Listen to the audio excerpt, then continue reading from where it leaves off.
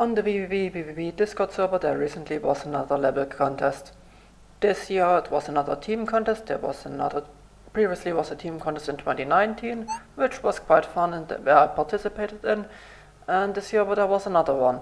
And I again decided to participate in it. I was at first quite unsure if I would have the time and everything, but in the end I did decide I would participate in it again. And I ended up in a team with Elomavis, and we ended up making this level together. And initially I wanted to play through all of the levels from the contest, but I had some problems with recording and accidentally recorded another window for over an hour. And so yeah, those recordings got scrapped, and what I'm now just gonna do is make a developer commentary on Vespera Scientifica, the level that I've been involved with.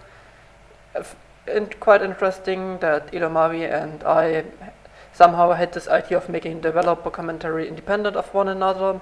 I wanted to make one, then Elomavis suddenly showed me, yeah, I've done a developer commentary, and I mentioned, yeah, I was also considering doing one. So yeah, he has already uploaded his version of the developer commentary by the time that I'm recording this, so I can respond to a few things mentioned there if I ever want to. But yeah, this is the level also. I'm currently on version 1.0.9. Elomavis recorded this commentary on a slightly older version, I think 1.0.4, 1.0.5, and we're currently just doing some fixes until release 1.1, where we just wanna fix some stuff which we didn't manage to do for the contest release. So 1.0 was the contest, then we made 1.0.1, fixing a critical issue that was in the contest release, where if you save at the wrong point and reload the game, then you would be unable to complete the level. And there are some more things where I was just like, okay, I want to fix this, but we're low on time, so I'm going to fix this in a later version for 1.1 release. And I'm also going to use this playthrough as an opportunity to see if I find any more issues with the level that I want to fix for the 1.1 release. So I'm currently at 1.0.9. Vespera Scientifica. Victoria and Viridian experiment with creating an artificial dimension. Entry to the 2020 team contest. If it wasn't already obvious, this video is of course going to spoil the 100% completion route of Vespera Scientifica. If you wish to play this custom level before watching this developer commentary, I am putting the download link to the Distractionware post as well as the mirror site in the description, so that you can check it out and play it before watching this. And so the screw there. Adjust the defibrillator accordingly. Okay, that ought to do it. If my calculations are correct, the artificial dimension should now remain stable. Now, this is something Elomavis I think also commented on. With artificial dimension in the lore of the main game, it's called polar dimension, which we had at first until one of the playtesters wasn't sure what exactly was meant with artificial dimension. What was meant with polar dimension, so we just renamed it to artificial dimension to be a bit more clear. Nicely done, Victoria. Thanks, Captain. Say, do you mind going in and helping me perform some tests? I want to keep an eye on the live data coming in just in case something happens. I doubt anything goes wrong. You've been working on this for a while now. Thanks, Captain. Once you're ready, feel free to enter the artificial dimension by using this terminal I've labeled. And with this, the intro cutscene is over and we are in the Dracula level. So we start off on the secret lab. This was actually something I was really happy about, that we would start in the secret lab, because I usually really like changing the ship tileset, because that also has the entire background text tiles, and then you can do a lot of building directly in manual mode before you switch over to internal mode. So when Elomavis decided that this level was just gonna start on the secret lab, I was perfectly fine with it, because that means I can remove the entire ship tileset and put other textures there, which was quite nice. So this terminal is already one of the things that changed in 1.1. In 1.0 it was just a normal terminal with, I think, warp background tiles behind it. But yeah, Also down here there is this terminal. This terminal gives you the option to enable speedrunner mode. This will disable most of the dialogue in the level. To activate it, simply interact with this terminal one more time. If this is your first time playing the level, do not talk to this terminal again, unless you don't care about the story. So this was an addition Elomavis made, which isn't surprising considering that he comes from the speedrunning part of the VV community. So you can also walk around here normally in the secret lab, and one of the things while playing I noticed is that this feels really empty because none of the other crewmates are there. Currently I haven't entered any of the rooms where crewmates would be and for now, but like below here would be the Super Gravitron with Vermilion in the room, and up here would be Little Larry in the room above. And I noticed this seems really empty. And so I just added a tiny bit of text that says like, "Hey Little Larry, good news we got," and it stops. Right, it's already rather late. Victoria and I stayed up quite long to get the experiment working. The rest of the crew probably left a couple hours ago. Maybe I should go back to testing with Victoria so that we can call it a day too. So the idea really is just to give a small justification that the rest of the crew isn't present here, and apparently this also shows all the all the trophies you've gotten, which in my case is not much. I've gotten this before, but at some point I reinstalled the game and this got reset, so I don't have flip mode anymore. Game complete, of course. Last 5 seconds, 10 seconds. I may have made 15 seconds in the past sometimes, but certainly not any of the other ones. With less than 500 deaths, less than 250, 100, I tried it and always end up dying just a bit above 100 every time I tried to do it with less deaths. Yeah, 50 deaths. And B ranks, at some point in the past I also got the tower, which was the only V rank I've ever gotten, but again this got reset. I still have the achievement for this, but yeah, I don't have the trophy here because that got reset. And also, I think this one looks a bit weird, I'm not sure. I mean, I assume Elomavis couldn't test it. Anyways, this comment of Meridian only pays once, so there is a slightly different variation when I go down here, but the concept is basically the same. Also, warning, the Super Gravitron is intended for the main game only. Anyone found using the Super Grav, which run in custom levels, may be asked to send in the naughty corner. And it just puts you back here and then you're set. So yeah, basically the only thing you can do is enter this experiment, and here you are. Let's start easy, move to the other side of this corridor. And now we can move around here in this artificial dimension, and the dialogue here was already one of the things that I changed to be affected by speedrun mode, because in 1.0 and 1.01 you would always get this dialogue here, and in speedrunner mode you can just walk through the room without ever being talked to. Thank you, now give me a second to set up some things. Again, this text wouldn't show up on speedrunner mode and it would just instantly go to this. Now try flipping onto the moving platform. So, sorry about that. No worries, my bad, let's just try again. So yeah, this is also a bit of wanted to add a bit of special dialogue here for these sort of special cases where you die and then have to go back in. This time I won't miss, so you get a bit of extra dialogue for stuff like that. That went great, let me set up another test. Okay, now try using the swap token. And yeah, once I do that, the level should start. So far so good. Yes. Uh-oh. Something's happening. Using the warp token seems to have caused a disparity within the dimension. I'll teleport you out. Just hang on. Victoria? That cutscene was made by Elomavis, and apparently it was quite a bit of effort of having all those tiles show up. Oh, and here we get the first custom expression. All of them made by Elomavis. I didn't create any of them. I only commented on some which were a bit weird, but I couldn't tell what they meant, where it was Elomavis made them, so of course he knows what they mean. but then I look at them and I interpret something different into them. For example, there was one verse which was meant to be like slightly confused, but the reaction was like more like boring, and so yeah. Otherwise I didn't do any of those.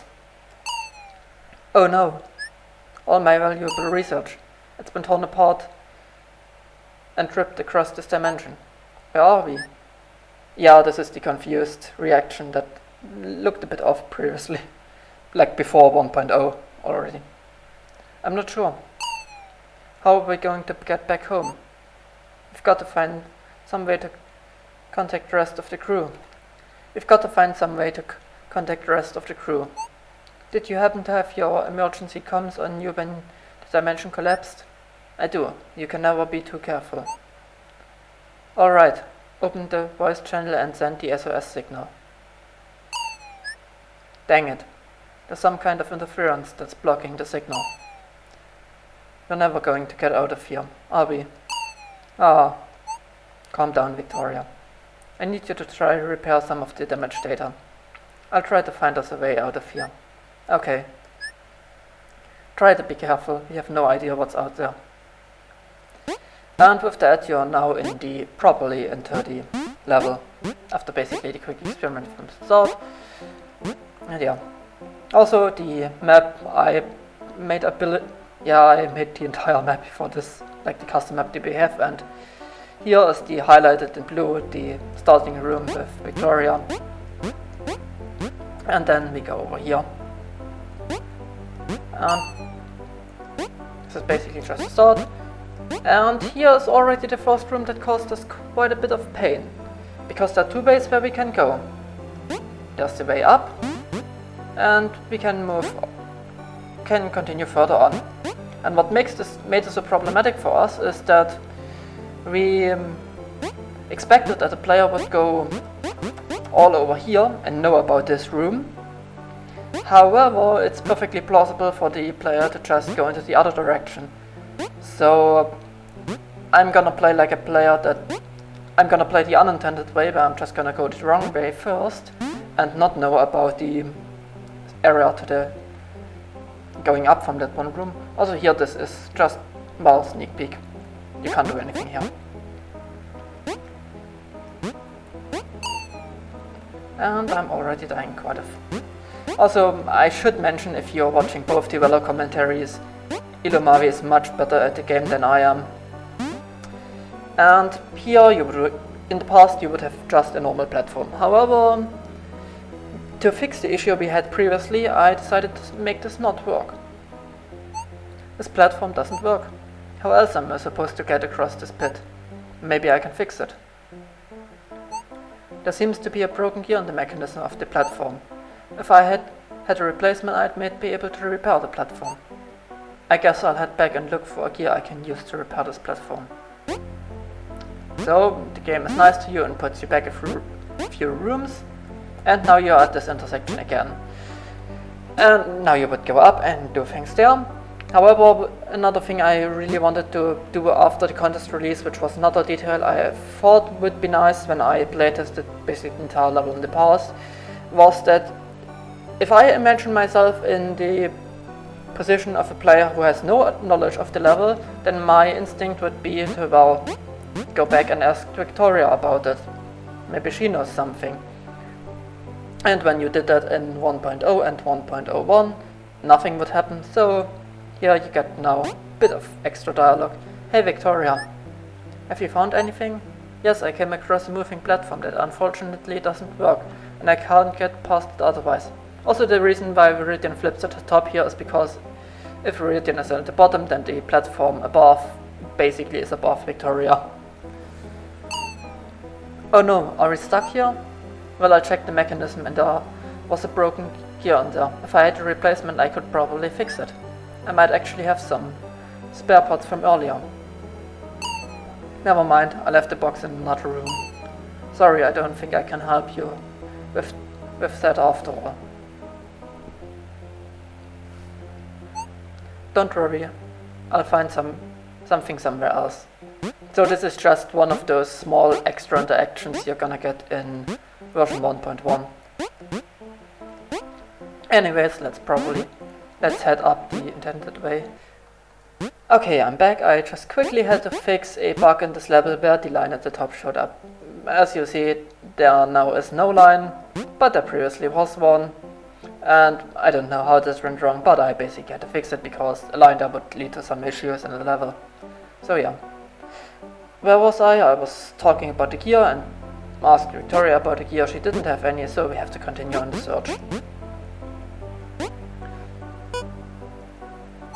What is this device? Oh, this is the teleporter pad. I've never used one of those. These things were predecessors of the warp tokens. They are more energy efficient but are far less versatile in their use.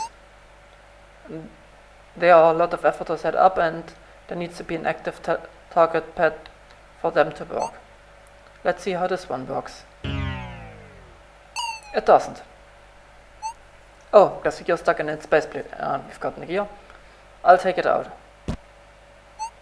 Will it work now? Still no. Oh right. There's no other active teleporter pad to serve as a destination. If I find another teleporter pad, I should be able to use it to return to this location. If you go here first, then the scene would play out exactly the same way, but you've been to this room, and if you go to this room, then it's likely that you also check out the terminal. However, I'm a bit unsure if I should actually check it out yet, because there's also... usually you would just go here and end up reading the terminal. Which I'm not gonna do, because I'm just gonna show off another special case I wanted to handle. Actually, I always had this case handled in 1.0, but it's sort of another case of trying to keep track of the player's knowledge and then changing some cutscenes depending on what the player knows. But basically the terminal would... well, I'm not gonna spoil it yet. Although you probably played the level before. Unless you somehow randomly found this video on YouTube on a really tiny channel. So I don't know how you ended up here if you found this randomly. But if you're from the V6 Discord, then yeah, you've probably played this level here before.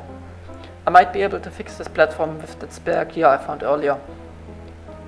Again, the cutscene of like discovering the broken platform is also different. If you already have the gear, then you just immediately... then it's a bit of comments about how it's broken, and then you immediately proceed to repair it. I might be able to fix this platform with the spare gear I found earlier. And yeah, there you go, you have a moving platform. Also, yeah, I think it's... yeah, no, it starts the same position if you already have it.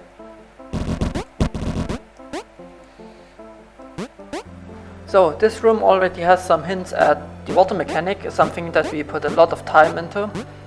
And basically, it's down here, and well, if you stay underwater, then eventually you drown.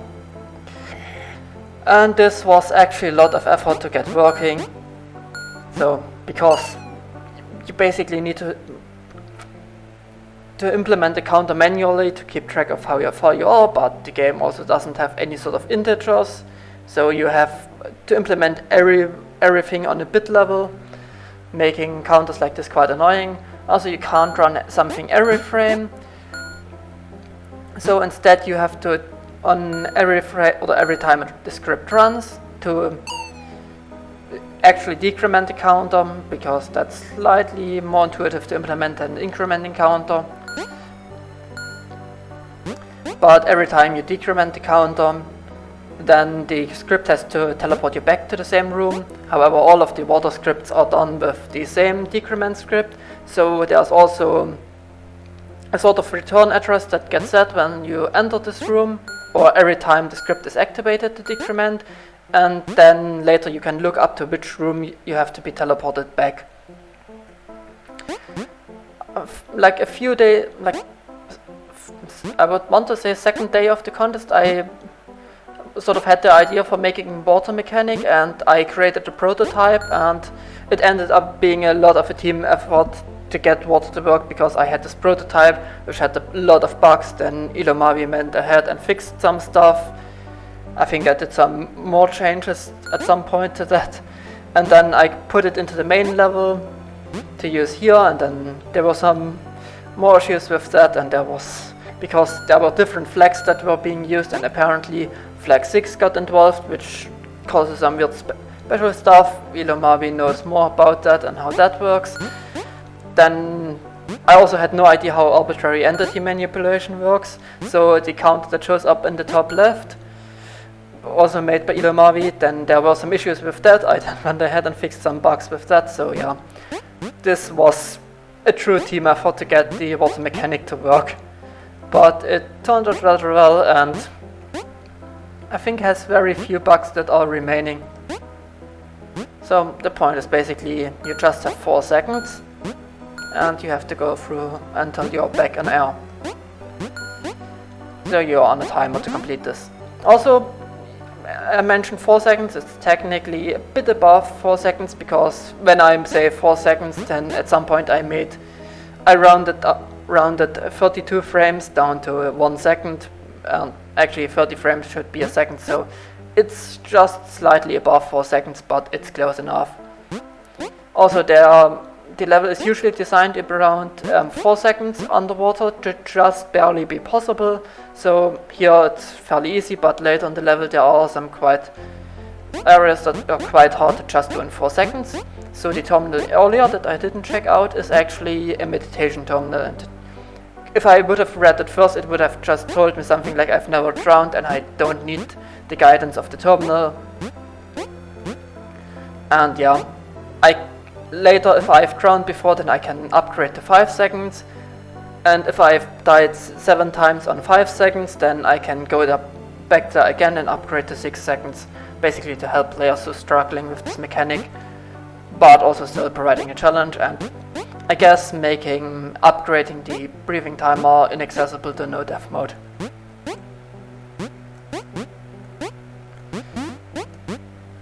Now the secret lab was broken, and this was something that I sort of noticed in some places, but this was also something which I found quite interesting. Quite interesting when Elomavis mentioned it in his developer commentary, that these sort of small blobs were like intentionally scattered around to guide the player towards where they have to go in order to find the other parts of the secret lab. So here's like these yellow pieces, like I sort of assumed something like that, but it was like, okay, I mean, it makes sense to have some stuff broken off in some other places, and didn't put nearly as much thought into it. So here you see more yellow, and we can go over here, and also on the mini-map, this is now highlighted in yellow, where we are. So these rooms with secret parts of the secret lab show up here. I just noticed that there is absolutely no floor decoration in this room. I might add a bit later. Aha, this is some of the data from the secret lab. It appears to be undamaged, although I hardly understand any of it. Once we get out of here, maybe Victoria could teach me more about this. Anyways, I'll download this and store it for later. I'm sure it'll come in handy. So yeah, you get it. And you proceed, and you have now the first piece of data collected. And you still need to find the other parts of the secret lab to get more. Now down here's the room from earlier. I can only travel in one way, so you could go back to the start, but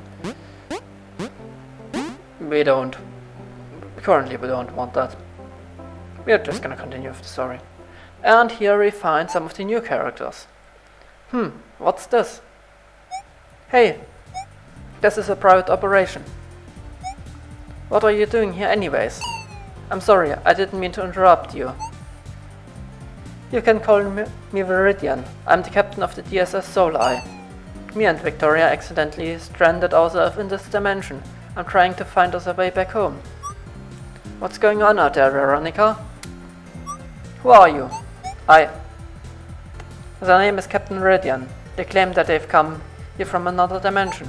Yeah. I'm trying to find a way back to our home dimension. Do you have anything that could help? Another dimension? I don't think that kind of technology exists in this dimension, Viridian. On that note, how exactly did you get here? What dimension did you come from? Let me explain. It casts to black. So you tried to make an entire artificial dimension, but it ended up collapsing. And now all your data is randomly scattered throughout the planet. It was an accident. Well, I appreciate you being honest. I'm not sure if you've noticed, but there are some ancient ruins that are to the left of here. Our mission is to explore them and learn as much as we can and find out what secrets they may contain.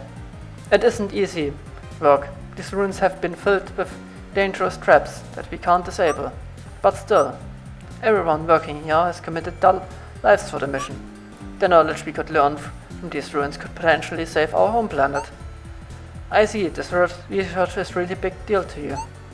Would it be possible for me to explore these ruins? I think some of the data we lost might be in there. I read that data may be our only chance to find a way back to our home dimension. I'm sorry, Viridian. These ruins are far too valuable and dangerous to be left in the hands of some stranger we just met. This is quite a precarious situation that Victoria and I are in. Please, you've got to let me take a look. Once I'm done collecting all the data, the rest of the ruins will be yours. Captain, I was able to fix the data, so I came looking for you. It was quite scary avoiding all those spikes though. Who did you find? My name is Veronica, and I'm Vector. A joke that I completely missed throughout the entire development and that I only became aware of when I watched Elomavis Developer Commentary. I did not notice the Vector joke. Say, could we have a look at that data, Victoria? And she just hands it over. This data is quite interesting. Okay, Viridian. I'll let you into the ruins as long as our scientists Volt can take a look at this data. Vector, do you really trust them? We don't know anything about them. I don't think they are lying, Veronica. We've been working on scavenging the ruins, but it's proven to be quite a challenge to navigate without destroying anything. It would be quite helpful if you could go in there and try to disable some of the traps. I don't want to explore these ruins, they sound scary. Everything will be okay, Victoria. Victoria, Volt's lab is just to the left of here. If you want to help us decipher the data, that would help us a lot. Sniff, okay. Alright then. Here's the keycard for the front entrance to the ruins. See you later, Captain. You know where to find me if you need me. Try not to put yourself in too much danger, okay? I'll continue my loads of paperwork then. Good luck, Viridian. If you need to talk to me anytime, I'll be right here. And yeah, we can talk to Vector here. The ruins are just to the left of here. I know, I wanted to talk to you though. Ah, I see. What did you want to talk about? This whole ruins thing, it feels unsettling.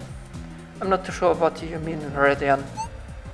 I don't know why, I just get a feeling that something bad might happen. Are you afraid of activating some inescapable trap or something like that? I'm not sure. I guess I'm nervous. You've got this, Viridian. It's important that you collect all the data so that you can see your crew again. You're right. I'm Captain Viridian. This isn't the first time I've been stranded in a strange location before. I'll just do it again. There you go. You'll be done with this in no time. Also, something that I just thought of mentioning is that I see the new texture for this thing. It's a bit more 3D now. I remember Elomavis mentioning something like Raider looks more 3D, but yeah, this is actually nice. As far as the story goes, I have almost no involvement in it, which isn't because I didn't have the opportunity, but because I'm really bad at making stories. In the past I tried making story stuff, but it was awful. And I was actually quite happy when Elomavis decided to make most of it. There were some things where I mentioned like, this doesn't really make sense, or it's a bit illogical, maybe this would make more sense that way, but overall, Elomavis made most of it. I've noticed him in the past worry quite a lot about the story and how it worked and how it should have been much better and how it's a bit predictable and cliche at some point, which is what he, I think, called it a few times. But none of the judges had a problem with it. None of the people who played it had a problem with it. Almost everyone ended up liking the level, so I think the story is perfectly fine. It got changed around quite a bit, and at some point it even surprised me because I thought we were still on the older version, but Elomavis had changed some stuff. But whatever, yeah. I had fairly little involvement on the stories. Only on like 1.1 I added some more stuff. Also, these two rooms, these rooms here have gotten quite a visual overhaul. Those were basically just empty on the 1.1 version.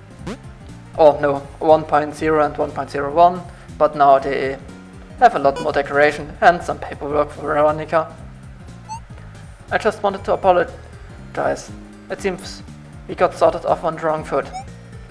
It's so hard to trust anyone in these days. You never know whether they care about you or are just using you. Oh, I hope that with you it's the former. I'm still busy, so I appreciate if you found something else to do. Alright, good luck with your paperwork then.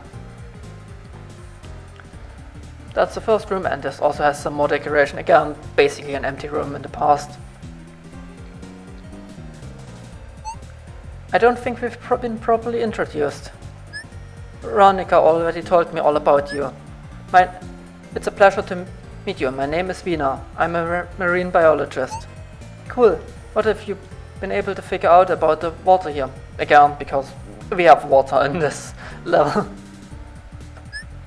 The water is filled with many microbial organisms and all sorts of strange foreign plants. Fortunately, none of them seem to be harmful or infectious. I still probably wouldn't drink it though. Yeah. Well, if you make any interesting discoveries, be sure to tell me about it. I may give you some kind of reward. Yeah, bit of a hint that there is a reward, but also not sure how much player would actually be aware of going here to get the reward, but it's nothing too major, so I guess it's fine. I'll let you know if I found anything. So yeah, that's those two rooms. And then to the left you have the laboratory, which also got a lot of a visual overhaul.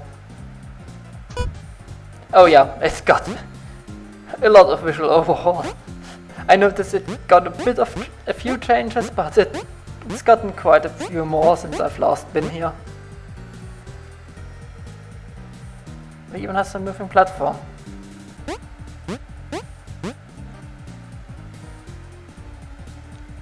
Maybe a bit unintuitive with what tiles are solid and what aren't, but there isn't any gameplay here, so I don't think it really matters for the player to exactly know what's solid. Like, this sort of gives me the impression it would be solid, and yeah, here you can work with that, but you can stand on that, but I don't think that's an issue. Oh, we have a gravity line here now.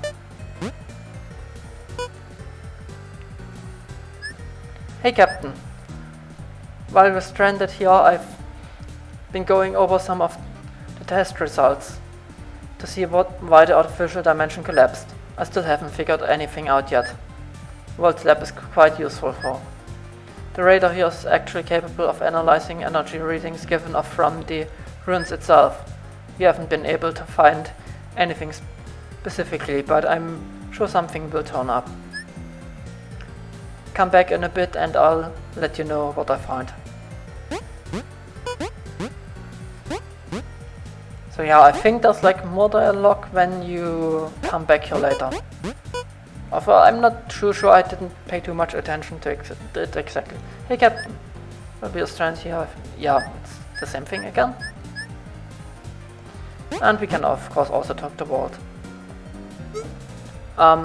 Do I know you? Why are you standing so close to me?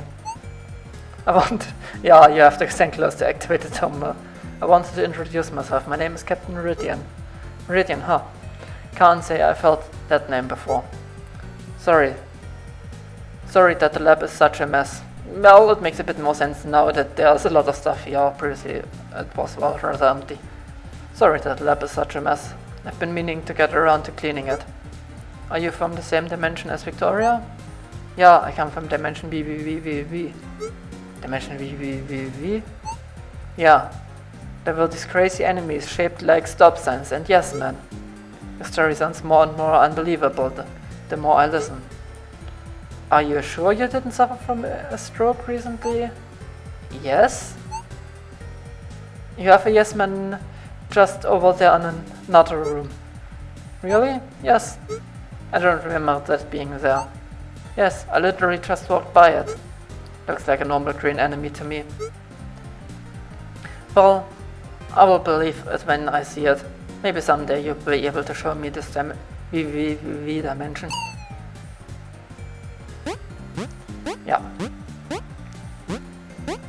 And actually it doesn't stand out a lot now that there's more stuff, but I mean it's fine, you can still get sound for it and everything.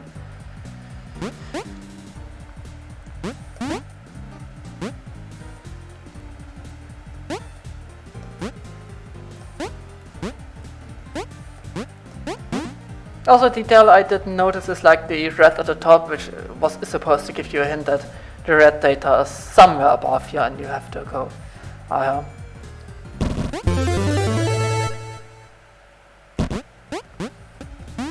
So, let's go into the ruins. There's a gate blocking it and you already have the keycard. Elomavis mentioned at some point about it. It's a bit weird that you basically just get the keycard when you're here, but it's not really a problem either. Keycard accepted. Now, something that I should mention, I believe I haven't mentioned any of the phrases for the level yet. So, one of them was Metroidvania, which also where we discussed that of what upgrades we could make to the level, and which basically sort of gave us the idea to have this completely non-linear parts of the ruins that we are in. And yeah, these are the crossroads. I think it started out with Elomavis making a room called Crossroads, and then there was some near impossible obstacle in the middle, and it was really hard to get to the other parts, and this room just got continuously more and more nerfed, and I think it's perfectly fine because this isn't supposed to be a hard room and it just sort of got adjusted, but yeah, I think it's fine. This was like near impossible in the very first version that it was this room, but well, yeah. It's much more reasonable now, and here you already have like 3 different ways where you can go. I'd actually be quite curious where people overall went when they first got here.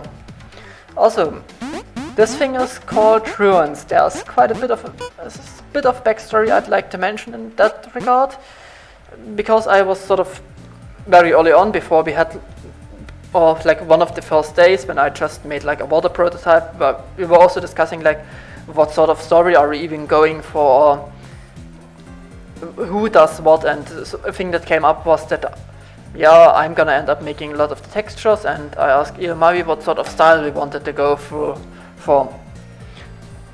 And the answer was to that like something futuristic, and I made like this sort of laboratory look, which we have here.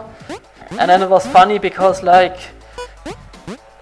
a day later when I made like some concept art rooms with like some of the tiles, and then Elomavis came ahead with the story where it was like ruins, and it's like, okay, but that's not sort of a thing that I was really concerned about, was that this tile set here was like more made for a science laboratory and not really for ruins. But I mean, again, it's probably a case where Elomavis was apparently a bit insecure about the story. For me, it was this tile set, and a lot of times I was like thinking, should we have some justification?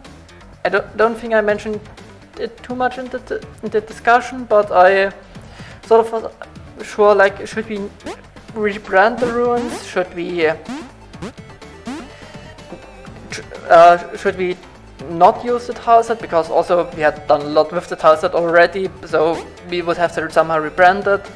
There was also the Elomavis at some point also mentioned high-tech ruins of some advanced civilization here, but it just ended up being ruins, called ruins, and, well, none of the judges apparently minded this sort of inconsistency. And yeah, people still like the level, and I haven't read anything about anyone complaining that this tileset doesn't really fit the ruins, so I guess similar to how Elomavis seems to be concerned about the story, which from my perspective is sort of unjustified. I've been sort of worried about the tileset, but that's probably also unjustified because no one seems to mind. So yeah, usually I would go up from here, but I'm just gonna decide that this time I'm gonna go down first and take a slightly different route. And I actually don't fully remember the entire... I'm more familiar with the upper section. The bottom section was mostly Elomavis, so I'm not entirely familiar with... I mean, I've played every room here, but I don't have all of them memorized.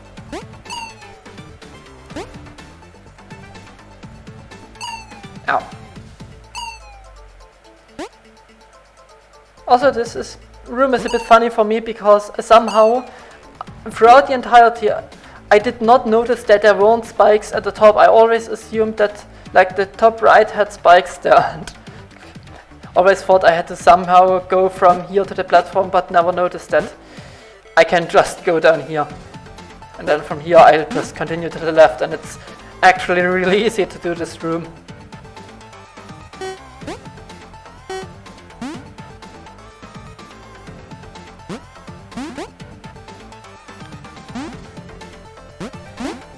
And here we have some more water, but we can't go here. Oh, crap.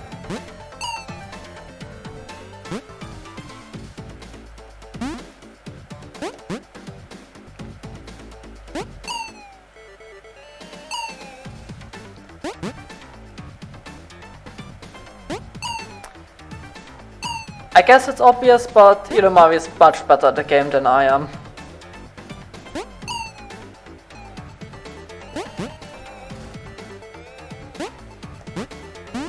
Finally.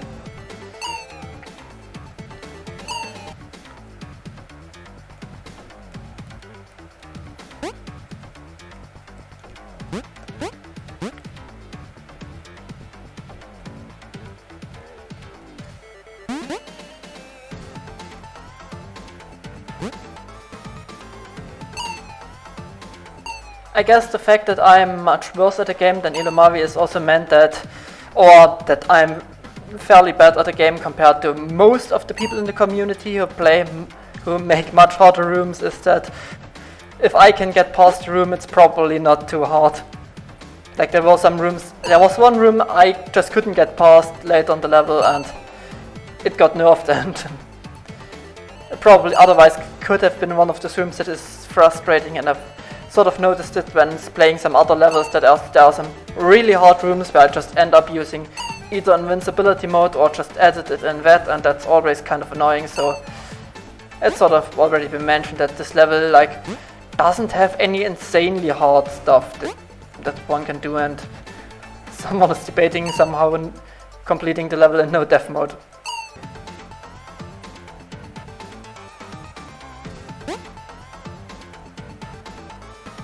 I mean, guess there's always also the thing of, have you made something yourself, or has someone else made it? Like, rooms that I made seem like much easier to me, like that one trinket in temporal troubles, which I thought wasn't that bad, but apparently it was.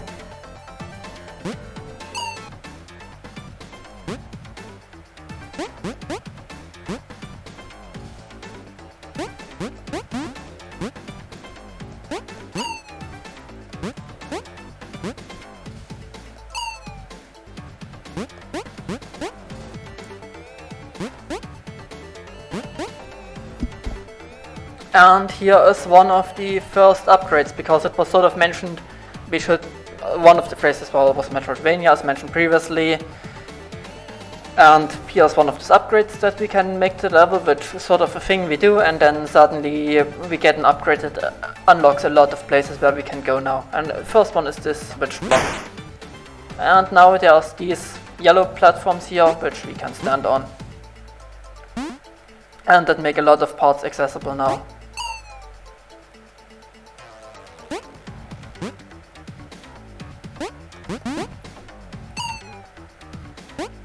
Like, I believe if we go up here, we can now back to the start.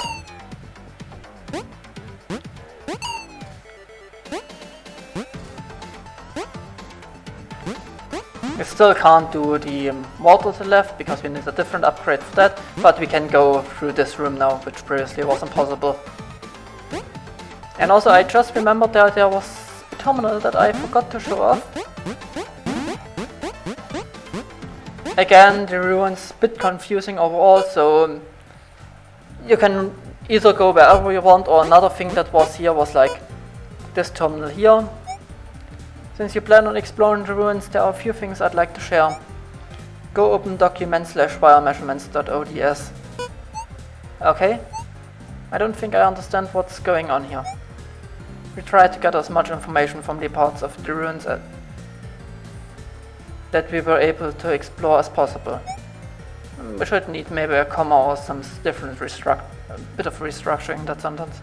One of the things we did was to analyze the layout of the wires.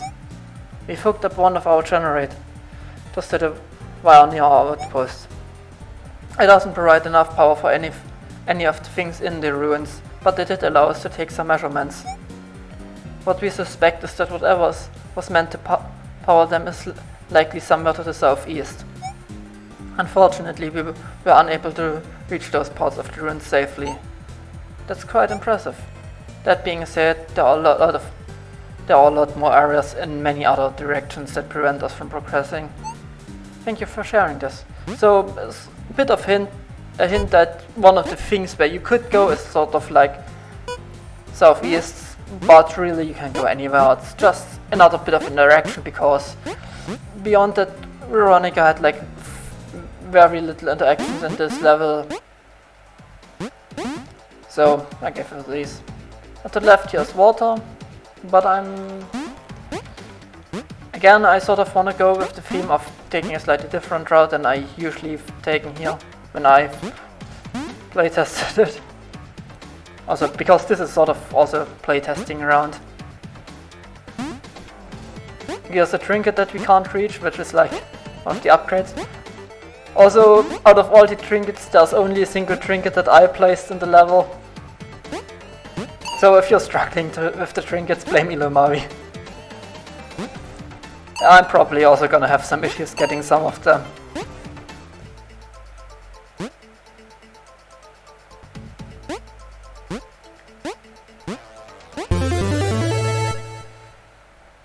Out of 12, and we've done that trinket, and you have to go do this room from the right, otherwise you can't.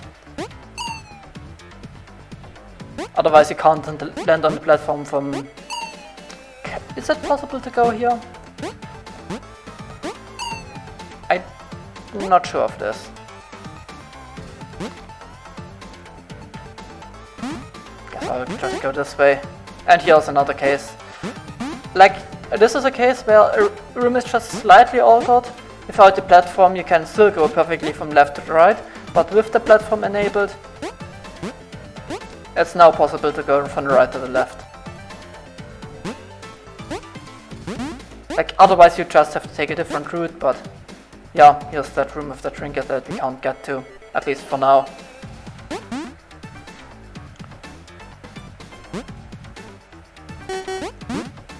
Here's another room that we can't get past.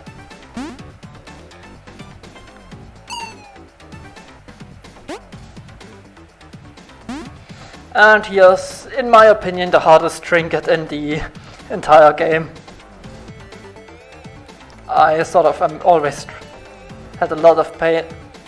Took me a lot of time until I got the timing through here.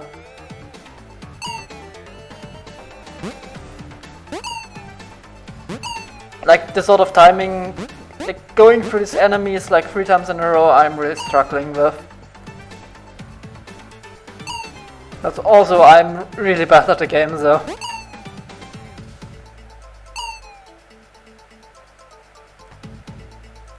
And now it's no longer from a normal ground, but now I have to do it from while being on the platform.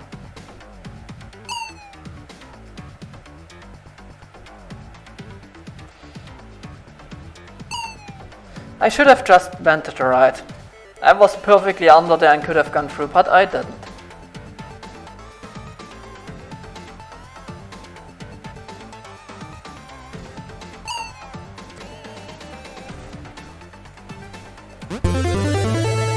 I don't care, I'm not going to do this backwards. I'm tired of this. Actually, is it possible to do this backwards? Because oh, no, you can totally do it on the bottom. Right, it's symmetrical. Forwards and backwards, because you could just go to the other side.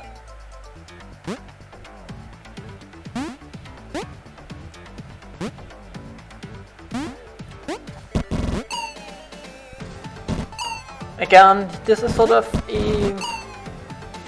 There's like multiple ways to get to the place where I'm trying to go, but another one requires an upgrade that is to the top from the crossroads, so which I've sort of been avoiding, so I'm just gonna go this route instead. Elomavis also I think showed off like all the routes you can take through the ruins.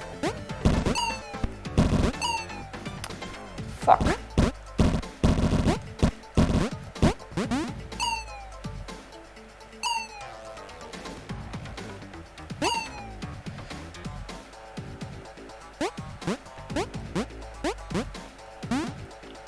Okay, we've gotten here another trinket.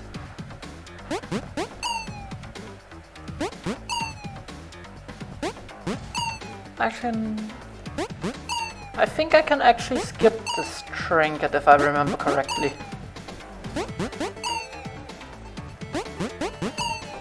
Which means I'll get it much later. I mean, I think there's a checkpoint in the room to the right. Fucking hell. You know what, I'm just gonna skip it.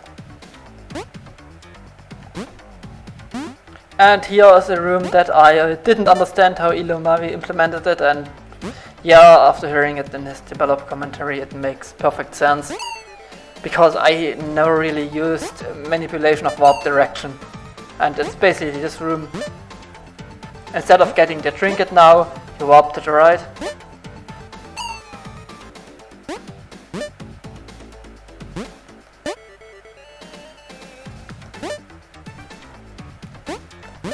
And now that you've gone through it, the warp direction is apparently disabled and you continue here.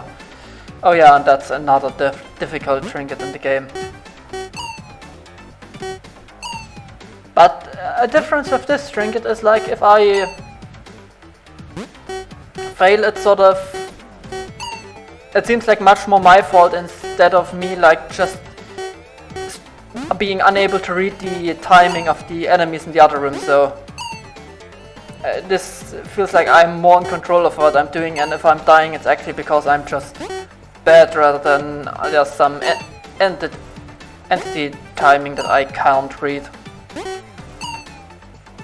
Like this feels a bit more fair, even if it's hard.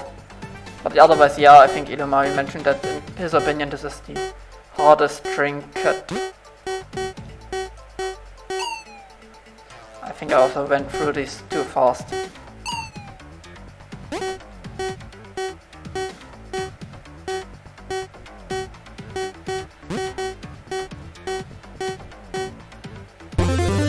Ah, wasn't too bad. I struggled more with the other one.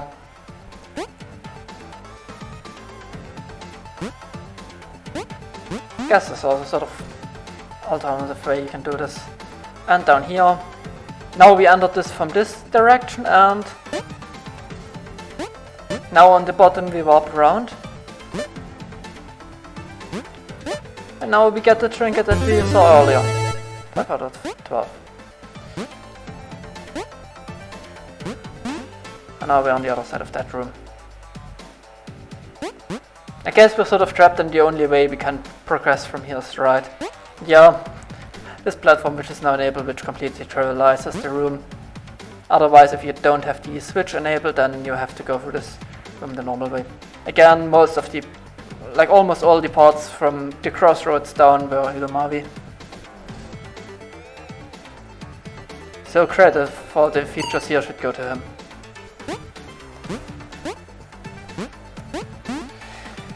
So, this is one of the rooms, like Elomavis made a layout, and later I went ahead and added a tiny bit of decoration, and there's also something I'd like to mention on the way back up. So we go down here, and we've done it, and the thing is, there was a place where we went up, in this room. When you go up, you can either be in the middle, or you can be on either of the sides. The middle is fairly easy to hit, but the sides may be a bit unintuitive correct. So, in the background tiles you see like those blue, purple and those sort of pressure indicators, and there's also the arrow which points up, and the way the arrow lines up, this upwards pointing arrow in the bottom room, it lines up so that you can basically aim for the arrow and then go up and you hit the corner. So it's just sort of one of these things where I've put a few of these details in some of the rooms where the background tiles do actually give some indication, but a lot of time they are also just placed completely randomly. Oh yeah, and this is, I believe, the only part of the lower half of the ruins where I was active, because this was apparently a place where Elomavis sort of struggled with deciding how this area should look, but I then was like, I have an idea how this might look good, so I ended up taking over for this area. But otherwise, like everything from the everything below the crossroads, basically Elomavis, and I like fixed some decoration issues and added some in some places, but gameplay by Elomavis. That's also why pretty much all the trinkets are down here. And here we have the power generator. This was where Elomavis didn't know how to make one best, and then I was like, I have a rough idea how I might design it, and yeah, I'm quite happy with it. Power generator, status off. I wonder if I could turn this on. Power generator. Error failed. Error, failed to send command to generator. The generator does not seem to respond to commands sent from this terminal. I might not be able to start remotely. There's a small control panel on the side.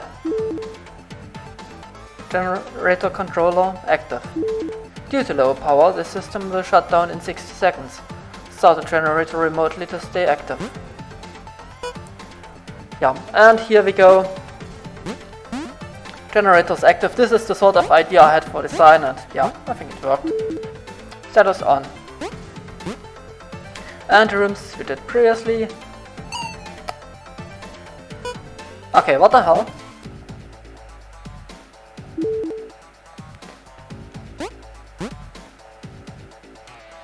Why do I not have lines here? Okay, I'm back. So what happened here is that when you exit the level and reload back into it, then there is supposed to be a script that restarts the music, because you can select between different musics. Or, well, one of the things that was hinted at, the reward that we now would give you would allow you to change music in the ruins, and apparently there are some issues where the music doesn't properly restart, and then in the room to the left, Elomavis just slapped a massive script box over everything, including the terminal, and when I get, I say room to the left, there are alternate versions of this room.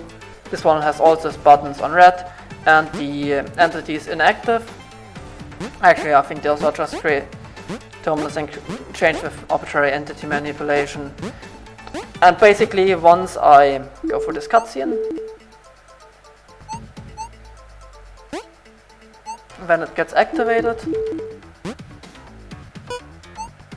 and it's working. That was easy enough. I think that didn't show up earlier, because when I got teleported here, I was immediately inside the script box for the music, and well, then the script got cancelled and the flag for turning on the generator was never set. So yeah, another bug. This would have been quite problematic. And when you go up here, now there are all lines in these rooms. And now you can also go this way. And this was like the only trinket that I've made, and actually there's also a bit of backstory to this, because I wanted to make a joke about water near electricity, because, well, there's water here directly next to the power generator and all this stuff. And I put water in this room, which caused some very strange problems, and things were just completely broken, and the way that you die when you drown didn't work in this room, and in the end water just ended up here. Then Elomavis later added some entities here to make the room slightly harder, because there now was less water. The trinkets are actually also quite difficult now.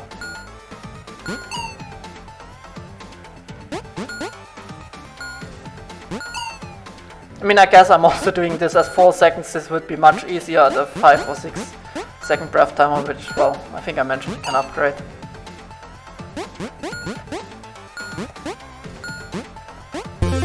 And we got it. 6 out of 12. Yeah, and I'm just gonna not play this room again. So now we have the lines active, and this also makes this room much easier.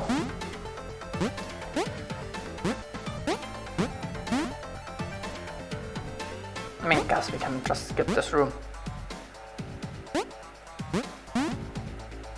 And the way we can now go back is through here. Better gateway. Are there... yeah, that's the one trinket I'm skipping for now, because I believe I can skip the entire trinket.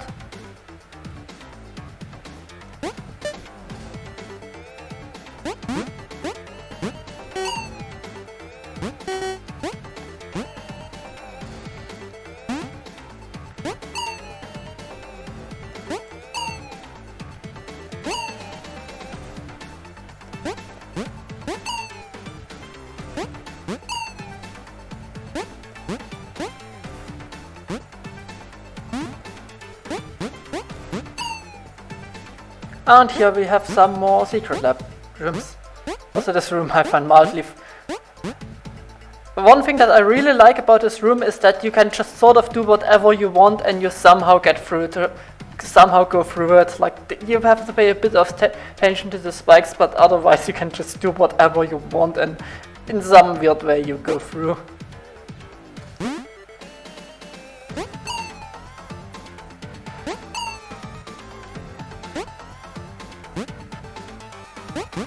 Ah, fuck.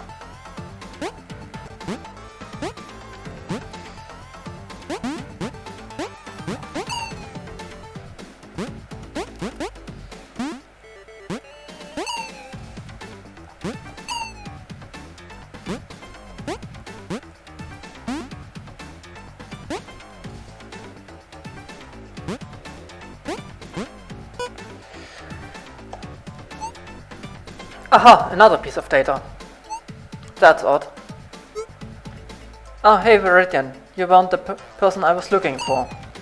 That's a rude way to greet someone, you know? Anyways, I was looking for Vector, but I think I took a wrong turn in Crossroads. Well, he's probably upward from the Crossroads for absolutely no reason.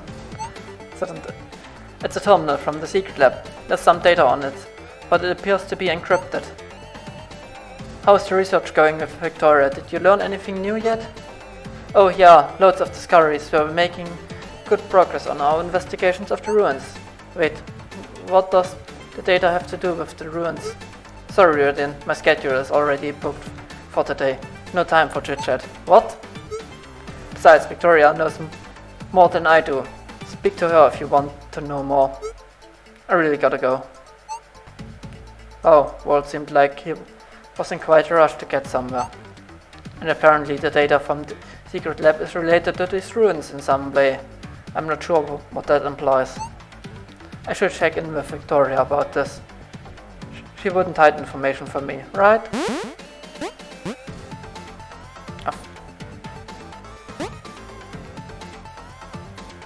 I guess I don't have to do it because I just respawn here anyways.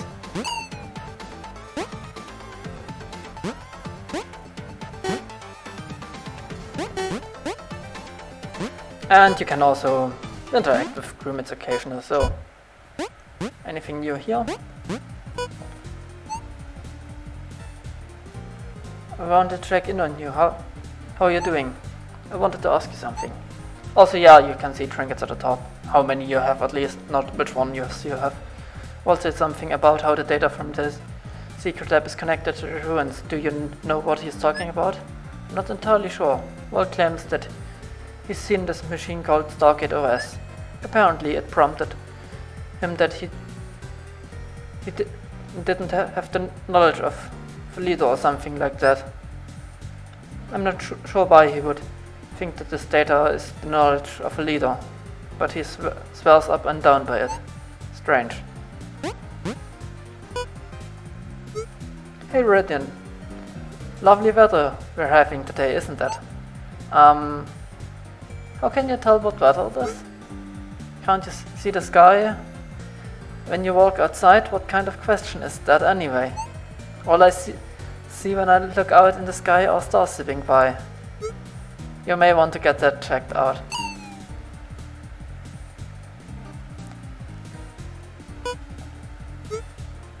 Yeah, same dialogue.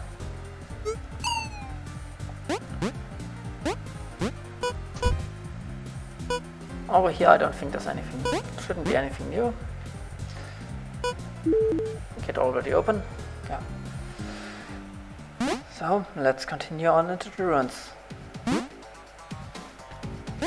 I think I'm actually gonna go left now this time. And here is where you actually get some water, or by I assume, unless you find the water trinket to the right, this is also the place where you get some water gameplay.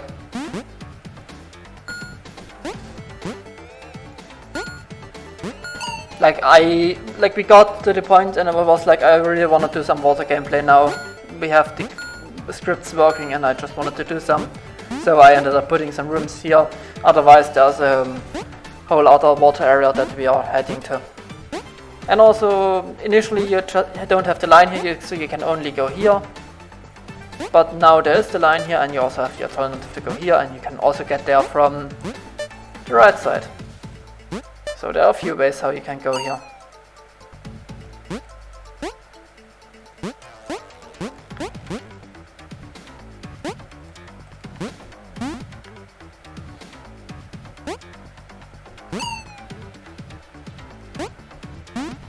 Now I want to go down first. Because here we just got a fairly easy trinket. Still a secret to nobody.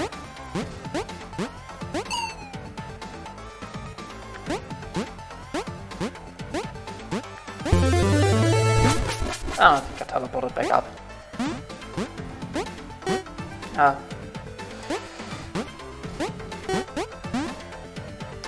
And now you get to the water area. And this is where pretty much all the water gameplay, except for the two areas before, is. Okay, I took a bit of a break from the level, but I'm back now. I stopped at the water area. Or just before the water area. And this is where most of the water gameplay is, to the left side of the map. Now at the start here there was it starts with fairly easy water gameplay. Until around here, and from here on out the difficulty increases significantly and there are some very hard rooms coming up next. However, to the left there is a quick cutscene. Hey Viridian. Hi Vina. Check out this weird platform I found. I was exploring the section of the ruins when suddenly I came across this. It seems to react when you touch it, but no matter how hard I try, it doesn't seem to do anything. See? Oh, this is telepath. I found one of these earlier as well. You need to input the coordinates of another telepath for it to work properly. Ah, I see. Enter these coordinates and it should work. Awesome. That seems to have done the trick. Thanks, Viridian. No problem. I'm glad I could help. Did that just say I could help? I have to check this later. So, where does this telepad lead to anyways? It's fairly close to the outpost. Now that I think about it, I believe there was some terminal there that I wanted to check out, but forgot. And this is why I did not check it out earlier, because this was a special case I wanted to cover, because usually at this point Viridian is supposed to remind the player of sort of like, oh, there's a terminal where you can meditate to increase your breath timer. However, I wanted to cover special cases like the player never reads the terminal, so I still need some justification for reminding the player that there's a terminal where they probably should go, since there's some hot water gameplay coming up and they might need the upgrade. However, I also didn't want to give Viridian the knowledge of what's there if the player never decided to read the terminal. So this was one of the special cases I wanted to cover. There's even another special case where there's a third telepad later on the level, and going into this room here was optional. And it would have been entirely possible to go to the other telepad first and then come back here, in which case there would again be some special dialogue. Using a telepad to get there should be much easier than nearly drowning all the time. And yeah, the dialogue went a bit different. The last line went a bit different previously went a bit different if you do check the terminal about the upgrading the breathing time in the meditation room. However, in this case where Viridian doesn't know that there's the meditation terminal to increase the time you can breathe, I still needed some justification to bring up breathing.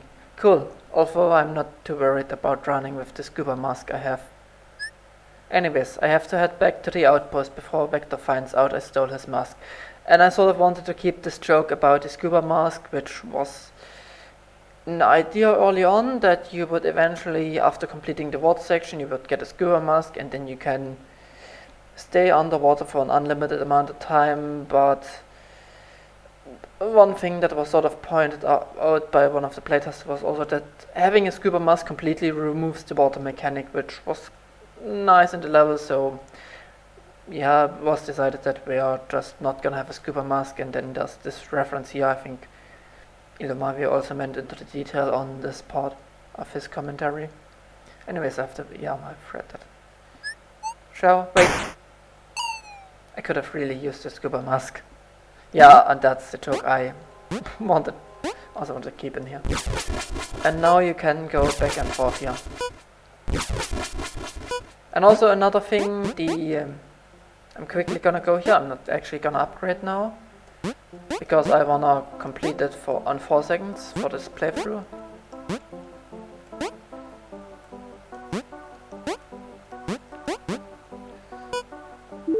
Meditation room. Focus on your breathing and learn to hold your breath for a longer time. I can tell you are quite strong, Captain Viridian, even though it seems you have drowned in the previous life. There's no shame in taking things slow and steady. Talk to me again when you're ready to meditate. I'll think about it. If I want to do this, I'll just check this terminal again. I didn't want to have the meditation scene right away because, well, by default you're on 4 seconds, and I wanted to make the player sort of aware that this is optional. They can do everything on 4 seconds, it's possible, so if you want the extra challenge of the 4-second time, then yeah, you don't have to get this. But otherwise, yeah, if you are struggling, just check it again and then you get the scene for meditating. Anyways, back to water because I wanna complete this area in 4 seconds.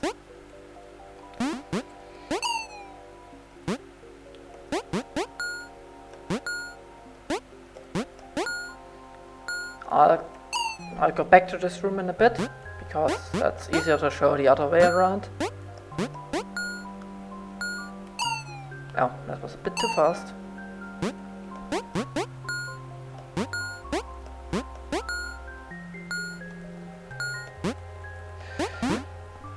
Okay, so what happens here is that I have the timer, and for this to work you have to implement everything on a bit level, which also means that you have the bits of the timers in separate flags available at any time. And what I realized was that I can just do something like this, where at the end of the script you always have to get teleported back to the same room so the script can run again in the next frame. Actually, it's 2 frames per execution of the timer, but the next time the timer runs I need to teleport into the same room back. However, what I realized here is that I can easily just grab one of the higher flags, like half second or 1 second, and depending on this flag I then teleport the player to one of 2 alternating rooms. While this would be usually rather difficult to implement, sort of spikes that turn on and off. However, since all the complicated stuff is already done within the water mechanic, it's basically for free to do something like this on top of the water. Of course, I can only do it in certain intervals. Don't have complete freedom about how long everything lasts, but it's still nice to have something like this, and I've done something slightly similar later in the level. I've also only done this once because this with the spikes does require an alternate room. So there's actually an alternate room, there's 2 rooms for this. There's also a second version of this room, because when you fall down you could be in the other room, and when you fall down from the other room you just get teleported to a version of this room where you just immediately touch a script box which teleports you back to the regular room. Also, another thing about having alternate rooms is that the background tiles, well, the grey walls, at some point Elomavis randomized them with some script, but I actually had to go ahead and implement something slightly more advanced myself later, because the problem with that is that there's 2 versions of this room, and of course the background needs to be randomized in the same way, otherwise you would see the background tiles changing on top, besides the spikes which change, which probably wouldn't be so nice. There's technically also a third version of this room where all spikes are off, which was from earlier on when having the scuba mask was still a plan, because the way the scuba mask would work is that there's a can ground flag in the level, which is turned on right when you start it in like one of the very first scripts. And the idea was that once you collect the scuba mask, then the can ground flag is turned off. And well, if the can ground flag is off, then the entire timer doesn't even run.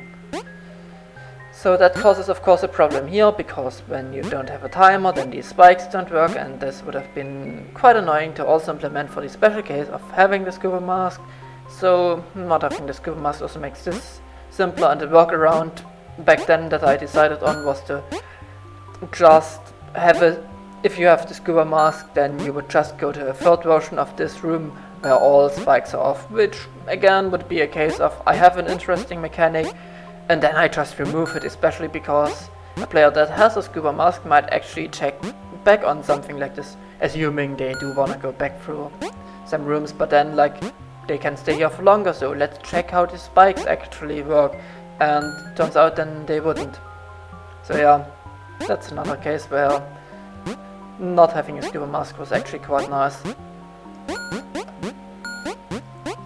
I remember this room being significantly harder and me really struggling here. I'm not entirely sure, I didn't pay too much attention, but I'm pretty sure this got nerfed at some point because it was really hard at some earlier point in time.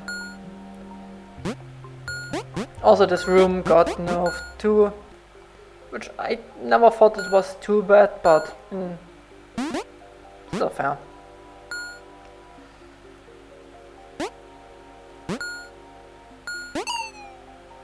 Like I've done a lot of water gameplay, but also Elomavis did some rooms every once in a while. So for example, from this room, the one to the left and the one to the right were made by Elomavis, and then earlier a few at the start, and then after these 2 rooms there are some more Elomavis rooms coming up in the water section. Also a funny thing which I'm mildly sad got removed, but it was sort of a joke between us, was when Elomavis made this room, there's a bit of a special case. Basically the way that the kill script works is when you drown is that it spawns near invisible entities throughout the entire screen, which was a method that Elomavis came up with because my initial version was to just teleport the player to a room full of spikes for like 1 frame in the prototype, which, well, was very early on. So the thing with those entities is, of course, that if you respawn in the same room and a checkpoint, then you would still get killed by them. And what I did is I added a partial kill system. So, for example, if I stand here, then there are 2 bits for the partial kill system, or actually 3. One turns it on and off. If it's off, then entities spawn throughout the entire screen. And the other 2 bits, then if it's on, specify which region of the screen entities are spawned. So for example, if I stand here, the game would only spawn entities in the left half of the screen, so that if I was in the checkpoint, then I would not be killed by the entities and they will appear after a few frames. Also the checkpoint teleports you back to the same room, instantly despawning the entities that would kill you otherwise. But it's still annoying respawning and then getting killed one more time, so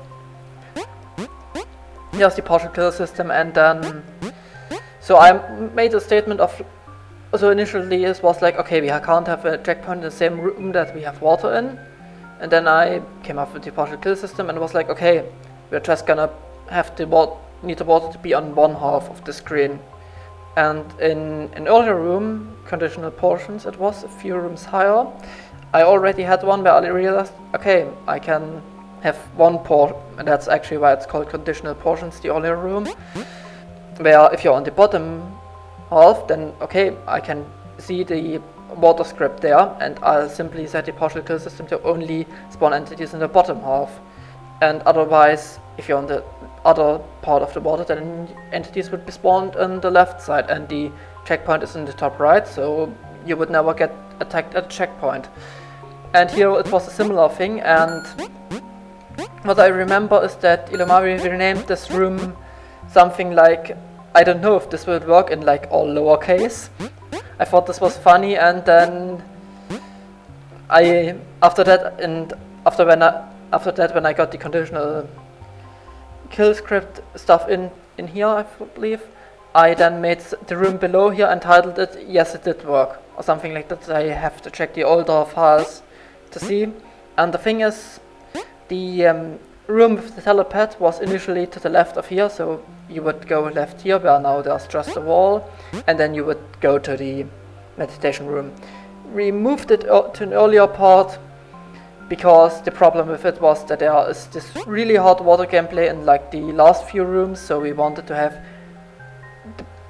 give the player the option to upgrade before going into this area. Or well, if they struggled on the first part with like oscillator, then they could just upgrade. Anyways, it was like, this room was called something like, I don't know if this will work. Then I renamed this like, yes, it did work, and then Elomavis like titled the room to the left of here, which is now Cozy Alcove and placed in a different location, was titled something like, I'm glad it ended up working. So I thought it would be initially I did absolutely nothing to change it. I thought it would be mildly funny if it stays in, but it also makes sense to like remove these sort of joke names, because outside of our development they don't really have a purpose to be here. Also, the layout of this room was initially a bit different because I was expecting that it would go down, and then we moved the room and then Elomavis just continued the gameplay to the left. This is a room where you can do it a bit faster if you go into the 2-block gap. So that's like a test route. I don't think like even though dev mode would want to do this and you just want to go into 3-block gap.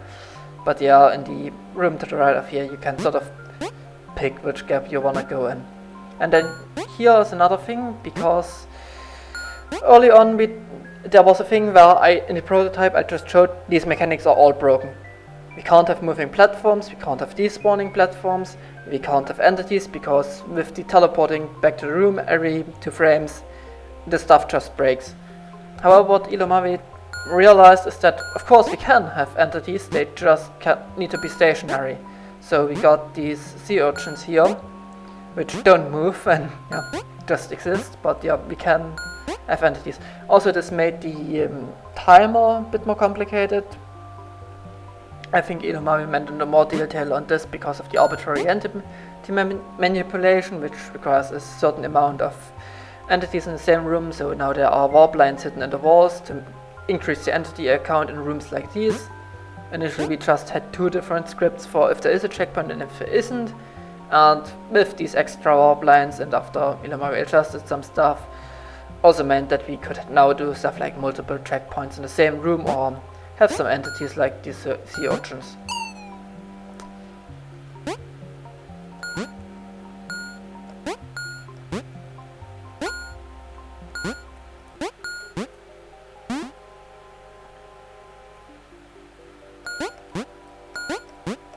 I just remembered that there was a bug here I wanted to fix, and I don't think I did. I still have to do this later, because somehow we completely missed this here. I already realized this in the last version, and I just remembered when I saw this room again, because I wanted to fix it, but I completely forgot. I mean, I guess this is something else that I'm gonna fix in version 1.0.9. Ah, fuck.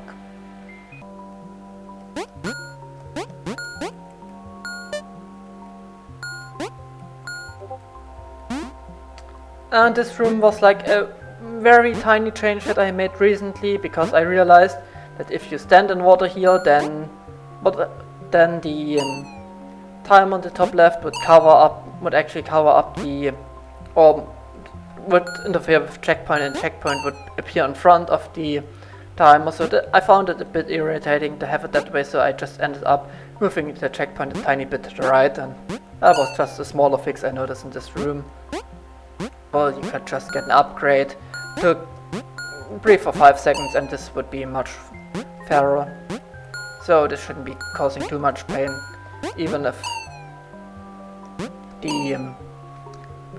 by default you have sort of these much more challenging rooms. Okay, and here's something which I kind of just did as a smaller prank, because you had done a bit of a slightly harder area. And then I wanted to basically make a very short scare to the player, where they just fall into water and they have to continue, and suddenly they are still underwater and they have to react again. And it's really easy, you just go up and into checkpoint, but I thought it would just be funny to like mildly scare the player after they've done the thing earlier. And then they suddenly end up in water again and, well, shouldn't flip up to the left or something like this. Anyways, this here is a case of like 2 checkpoints, and then there's also another sea urchin at the bottom. Here's like one of the things where you have to flip in the 2 tile gap, but also you have the alignment at the bottom, so you can't take forever, but the 4 seconds you have is certainly more than enough to make the 2 tile alignment. And, well, the bottom is a bit tricky, but still nothing too bad. And you do have plenty of time to take some breaks and make these movements here. If you had to absolutely rush them to just be able to get to the next checkpoint, these flips here would probably be really annoying, but you have plenty of time to just go through there.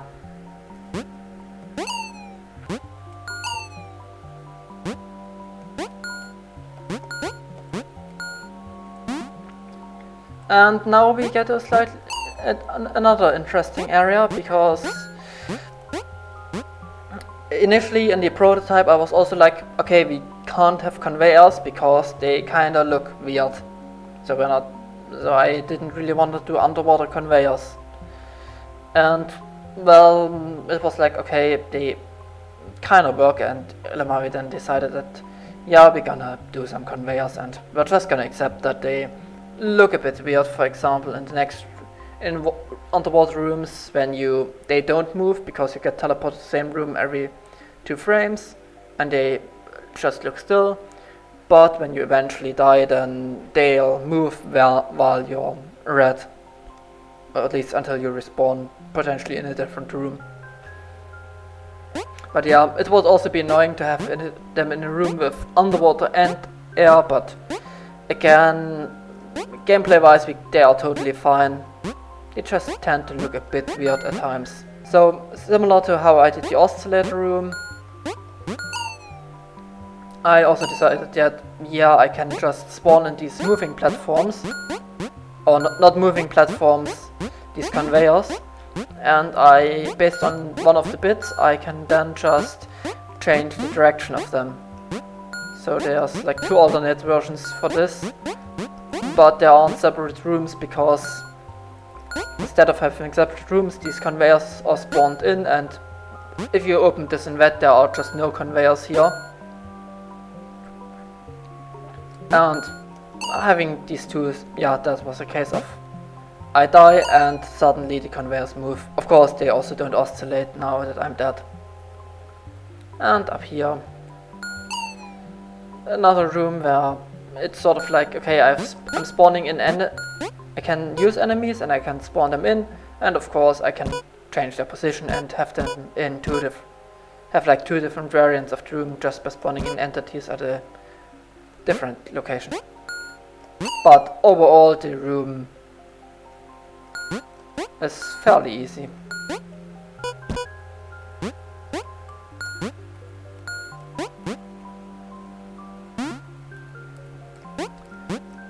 And here we reach the end of the water area. Ah, there's another telepad here. In this case the cutscene instantly activates and you always see the telepad, so you can't miss it. There's it, yeah. Also another telepad also works if you only discovered one. With this phrasing it's like not a 3rd telepad, but you just have found at least one already, because we established that with the moving platform early on. So I know that you're aware of telepads and have at least activated one other, which even if there's whether that's 1 or 2, it doesn't really matter here. I probably should activate this one too. Done. Earlier in one of the very early versions there was like, or more specifically this is telepad 3, the way we call them. Telepad 1 is in the meditation room, telepad 2 is earlier on in these ruins, on the aquatic ruins, whatever you want to call them, and telepad 3 is here. And the way they work is, if you activate this, you go back, you basically cycle through them. Telepad 1 leads you to telepad 2, 2 leads you to 3, and 3 leads you back to 1. And also this, again, if you skip 2, then 1 brings you to 3, and 3 just again brings you back to 1. So they cycle around, and skip 2 if you don't have 2, or skip 3 if you haven't found 3 yet. And this also was like a bit of a again, it creates another special pace because I can find this, then can go back to telepad 1, go all the way back into the ruins, then do the telepad 2 cutscene, and then it also mentions like something, oh, you have to use it twice to get back to the meditation room. And these are just sort of special cases, but I think I already covered this stuff in the contest release. Just that there are some other special cases in other places which I wanted to fix later. And here is the gateway. I think Elomavis did everything in different order and basically went here first before activating any of the other stuff. So I can already move through some of the gateways. Go here, because I have the line enabled. If you don't have the line, then, well, we can't go through here. If you don't have the switch enabled, you can't go through here. And here you get another terminal. Stargate OS, booting up. Greetings, traveler. I am the gatekeeper. I can unlock this gate if you prove me you're worthy of progression. I will now judge you. It seems you're still missing a key component, an artifact that once held by our great and wise leader. Come back with the artifact and I can continue the charging process. So yeah, this is the sort of, it requires the key card, and then it also requires you to have all the data collected, basically just to make sure that you actually complete the stuff before going into the zone that's after this. So let's just go back.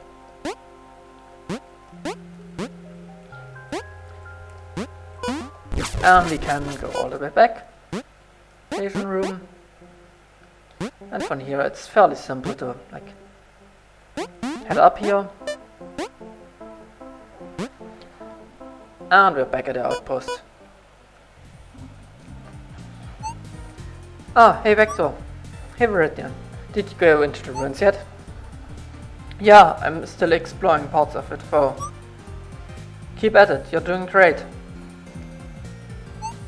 Hi Veronica, I just wanted to tell you how I'm doing.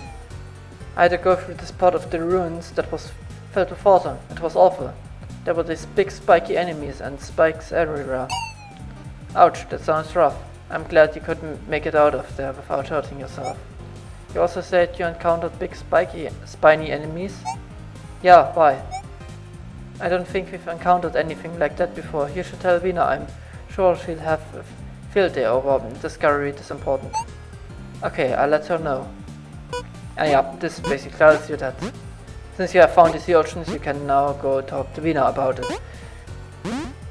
And another thing about this is you're gonna see a cutscene in a bit. Hey Vina, I was exploring those aquatic ruins when I came across some sea urchins. What? I got to see this for myself. We can take the telepad. Come with me, I'll show you. Now it would feel right now, and this is now they use the telepad, and as you see, they go to telepad 3, and to the bottom, where basically at the end, they don't have to go for any gameplay here to get to this point, they just go to telepad 3, up one room, and they're here. Wow, these really are remarkable creatures. Thank you, Radian. I'd like to show you something. I know from personal experience that the music of the ruins can get old after a while. I created this jukebox so I could listen to some more songs while I'm down spelunking. Awesome, thank you. Also the sea urchin here doesn't kill you, it's just safely in an aquarium. And one of the bugs with this cutscene that you just saw was in version 1.0 and 1.01. I think I fixed it in 1.02, which again, all of that stuff will be in 1.1. But the problem here was that you theoretically can go all the way to the sea urchins and then go back. And you never have to finish the zone. You don't have to activate telepad 3. After seeing the first sea urchins, you could theoretically go all the way back. It's very unlikely that player will just randomly decide to go back at this point, especially since if they continue a few rooms further, then they won't be able to go back. Because there was this one room where I accidentally flipped up and then fell on the spikes, and basically backtracking becomes impossible at this point, so you have to go back to telepad 3. But if you just go to the first sea urchin, then it's still possible to backtrack to the start of the backtrack for all of the aquatic ruins and go back here. So you've never seen that last room, you've never gotten to telepad 3, and in this case, in version 1.0 and 1.01, you could still do this cutscene, and it suddenly would show up at this point. And this was one of the things where I noticed this would be in the level, but it was so obscure that I decided, yeah, I'm just not gonna fix this because it's such a special case. But now that we had to have some more time and we're working on 1.1, this is a special case I wanted to cover. So if you do all of this ridiculous backtracking and go here, then it will be like, oh, it's actually really difficult to reach because, well, you have to actually go for difficult gameplay to get there. Even to the first sea urchins room where they couldn't plausibly stand because that room is completely filled with water. So yeah, they'll just say something like, yeah, it's difficult to get there, but please let me know if you find a better way, and then if you afterwards activate telepad 3 and come here again, there's some slight variation to the dialogue, and then you actually get this. So the condition for unlocking the jukebox isn't to just find the sea urchins, but to actually also activate teleport 3, and if you activate teleport 3, that implies that would also imply that you found sea urchins, but well, the sea urchins are still a separate flag because, well, you can find them without ever using the teleport. And here the jukebox was something Elomavis did, where there's just some different music base that you can select, place in the ruins. So all the ruins will have then this soundtrack you change it to.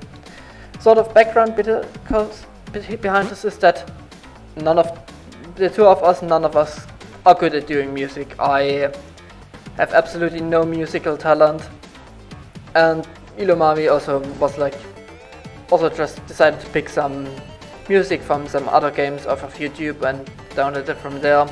And of course, it is all properly credited, but basically Elomavis just made a playlist of songs like that he found and was like, okay, which of these are good? I listened through them, and some of them was like, okay, that doesn't really work.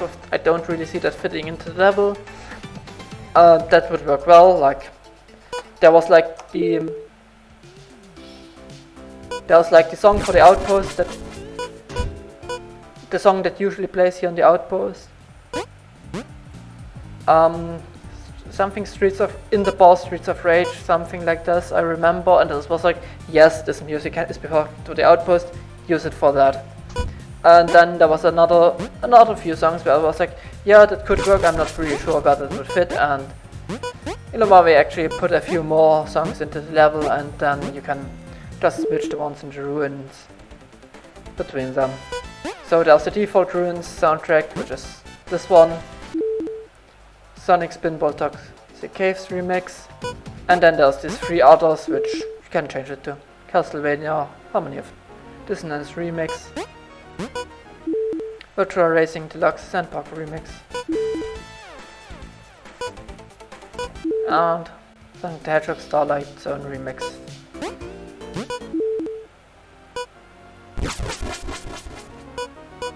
So with this you can now go back into ruins and have different music playing there.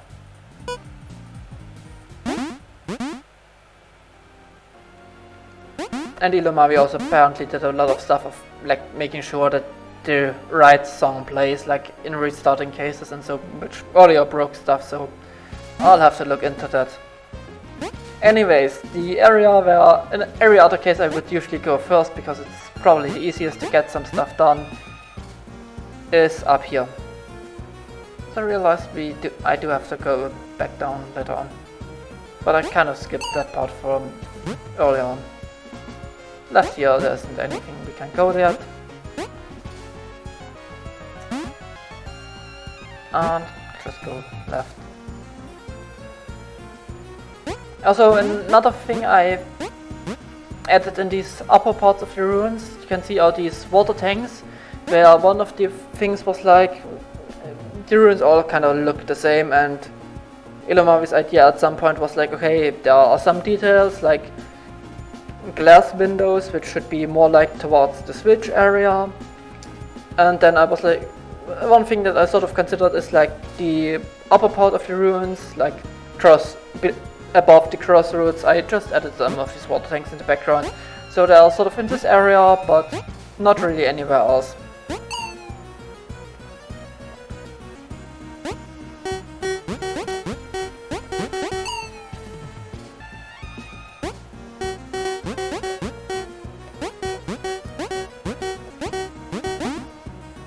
So yeah.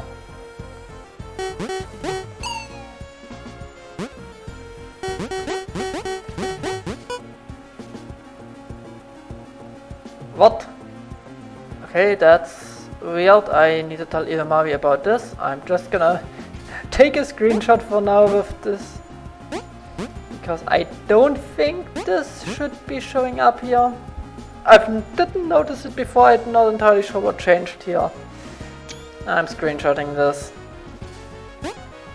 Yeah, win with less than 1 health left. There's probably some trophy shenanigans going on that make it so that it looks like this, because there's the 100 Deaths trophy.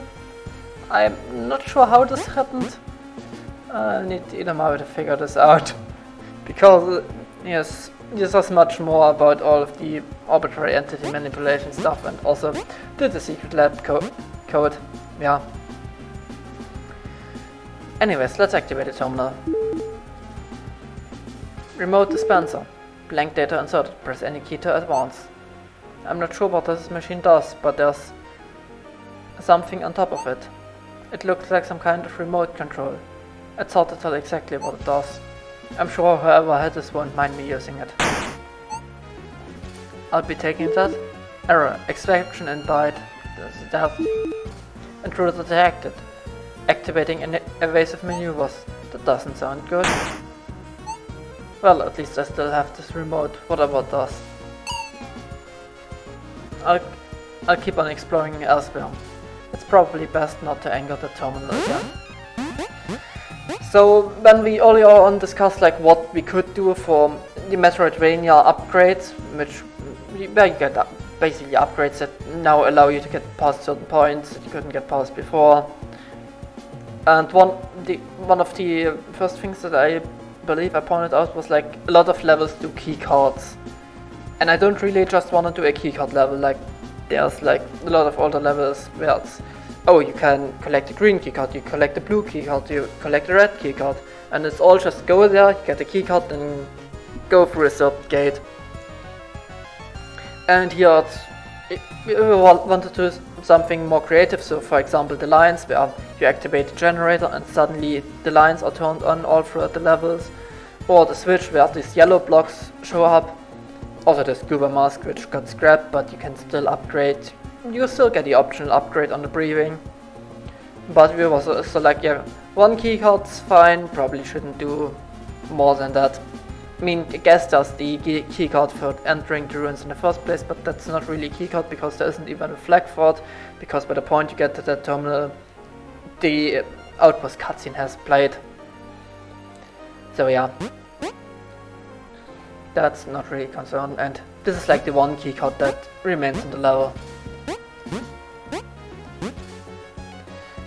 And another thing that was sort of came up at some point is that this room, like, you would now, what the player would likely do is just to press R and go back up here, because that's the fastest way.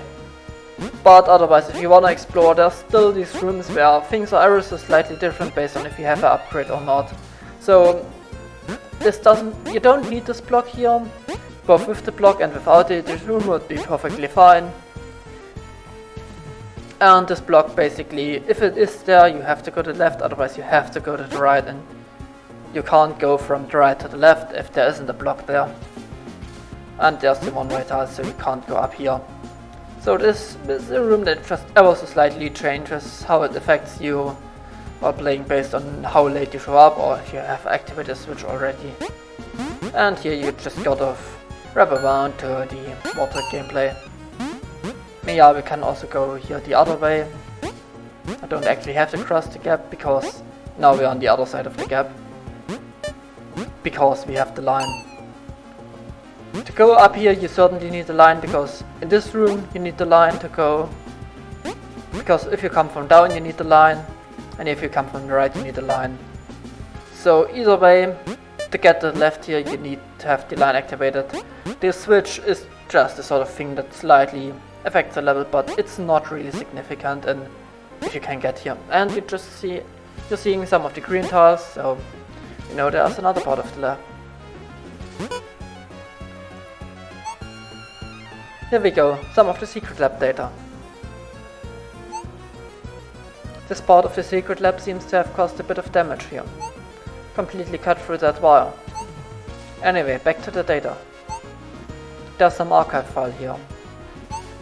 Let's see what this is about. So, how did this work again? That didn't work. That wasn't it either. Still nothing. Bit of a joke, because I've seen some jokes in the past about tar being this command where no one knows how it works, and there's like even this XKCD about you have to enter a tar command to defuse the bomb. So this was like one of the few cutscenes that I did on the level, and I just sort of wanted to make it this tar joke. And basically, if you use tar, then it's really unintuitive. However, what I noticed the one time I really had to use it was you can simply just enter tar help and it just straight up tells you exactly how it works. It even gives you the precise example for how to extract a file, how to compress a file, and everything you need to know. Oh, it has the instructions for extracting a file at the top. Yeah, that's it. For some reason, -XF. Finally. This is the source code for the driver of the teleporter that we have on our ship. I just download this. So yeah. And to the left is another cutscene that I initially had the idea for, and then Elomavis did some more polishing, which is general theme of stuff where I write things where I just do some basic stuff, and then Elomavis polishes it, because I'm sort of bad at making like these crewmate interactions. Oh hi, that was a bit of a weird teleport. You here to get some water too? This part of the ruins undeniably has the best water. In other places where the ruins have water flowing in, it sort of just tastes very stale. No, I just downloaded some files from a terminal of our laboratory. Oh yeah, that thing. I saw it before you showed up. I thought it was strange, so I went to tell Vina about it. That's when you two showed up. Wait, you knew about this area? Why didn't you say anything about this being here? I don't know, I guess I forgot about it. Right. In fact, this could have broken important parts of the ruins. Fortunately, there wasn't anything too important here, but still. I guess I should thank you for one thing, for now that you have turned these lines on, it's much easier to get to this water. I no longer have to carry that 50-foot ladder with me to get over that spike pit. You have a 50-foot ladder? Look, the ladder's only meant to be used for the mission. I'll head back to the outpost now. You should really try the water sometime, it's quite good. That was strange. He seemed really passionate about the water here. It doesn't appear to be any different from the other water I've seen. So like, again, I made some basic initially I made this cutscene here, and then a lot of it, what you see, and all of the custom reactions with the special emotes for the characters, that was Elomavis who polished it. And I was sort of asked why I added this, and it's also funny because a lot of people seem to like this cutscene. And really, I don't have a reason why I added this. It's sort of just at the point where I added this, the Vector had like almost no interactions. Like, you were at the outpost in the intro, and then there was like the outpost cutscene where you have this initial interaction, and then you can talk to him again. And that's about everything that there is with Vector, and he had nothing else, and I thought I should just add something a bit more. So I had the idea to have him show up. Also because a few times when making the level I was like, okay, they have water here, obviously they have, well, since they have water they could potentially use this for drinking or whatever. And this sort of turned into this joke of like Vector just being here to drink the water in this part of the ruin specifically. And also there's a bit of a problem here, because, well, the lines have just turned on very recently. However, this area is impossible to reach without the lines, so Vector couldn't have gone here in the past, so this sort of led to justification of Vector having a ladder, which I also found was funny because because it implies that they have this equipment which makes it much easier for them to go through the ruins. And yeah, that's how the ladder came up, and of course once you mention that it would be useful, then Vector just leaves.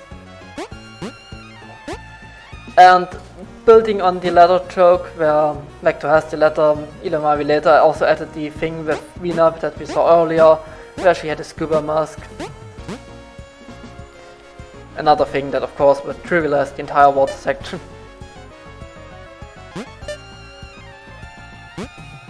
Anyways, I do need to still go back to the left.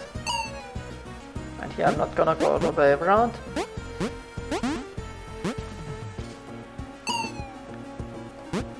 Because there's one more area I have to cover here. Again, this room is of course entirely possible without the lines, and it just kind of changes its layout it kind of just changes how you do it if you have lines enabled. Otherwise you would just flip down onto the bottom with the water tank, then up here, and then you can go down. And here's also a case where if you have the switch, you can just go down here and completely skip this room. But if you're earlier here and you don't have the switch enabled, then you have to go around. Again, nothing too bad. I just thought it would be nice to have like these variations where a room is different based on when you do it.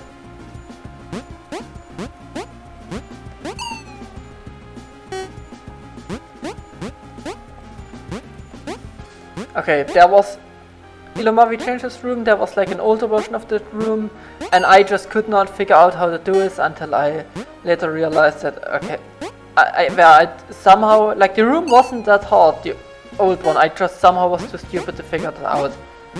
So I guess Elomavis still ended up changing it. But well, I don't think it's really that big of a loss.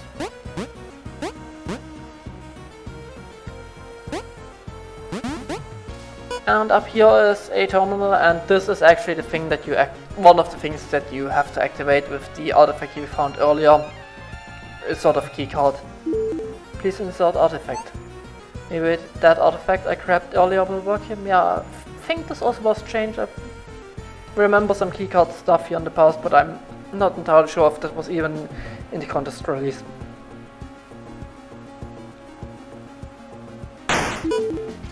Access granted. Nice. Now you can go up here.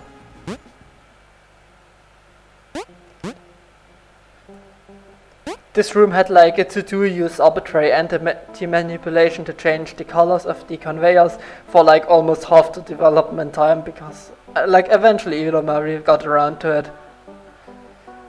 But it was just funny, like every time you go here on the editor, it's just also, yeah, change color. And here is the room which we saw previously. And here's thread data. Aha, another piece of data. Oh, it appears to actually be about the artificial dimension. Who's there? Hello, Viridian. Hey, Veronica. It's nice to see you again. I just found another piece of data from the secret lab. That's great. I'm sure Victoria and Walt will want to go through and analyze that. Yeah, spelunking through these ruins has been fun, but I'm ready to go home now. You can give me the data now. I'll take good care of it on the way back to the outpost. I like your enthusiasm. Here's the data then. Thanks, Viridian. Well, take care. I'm going to head back to Walt's lab. And she leaves. Oh, Veronica was acting really cheerful all of a sudden. She reminds me a lot of Violet. I wish I had the rest of the crew here to help me. Oh yeah. Of course I have to do the way back different now. This is probably a bit tricky on the way back. I mean, you can also do it from the bottom. Yeah, that's probably the way you want to do it.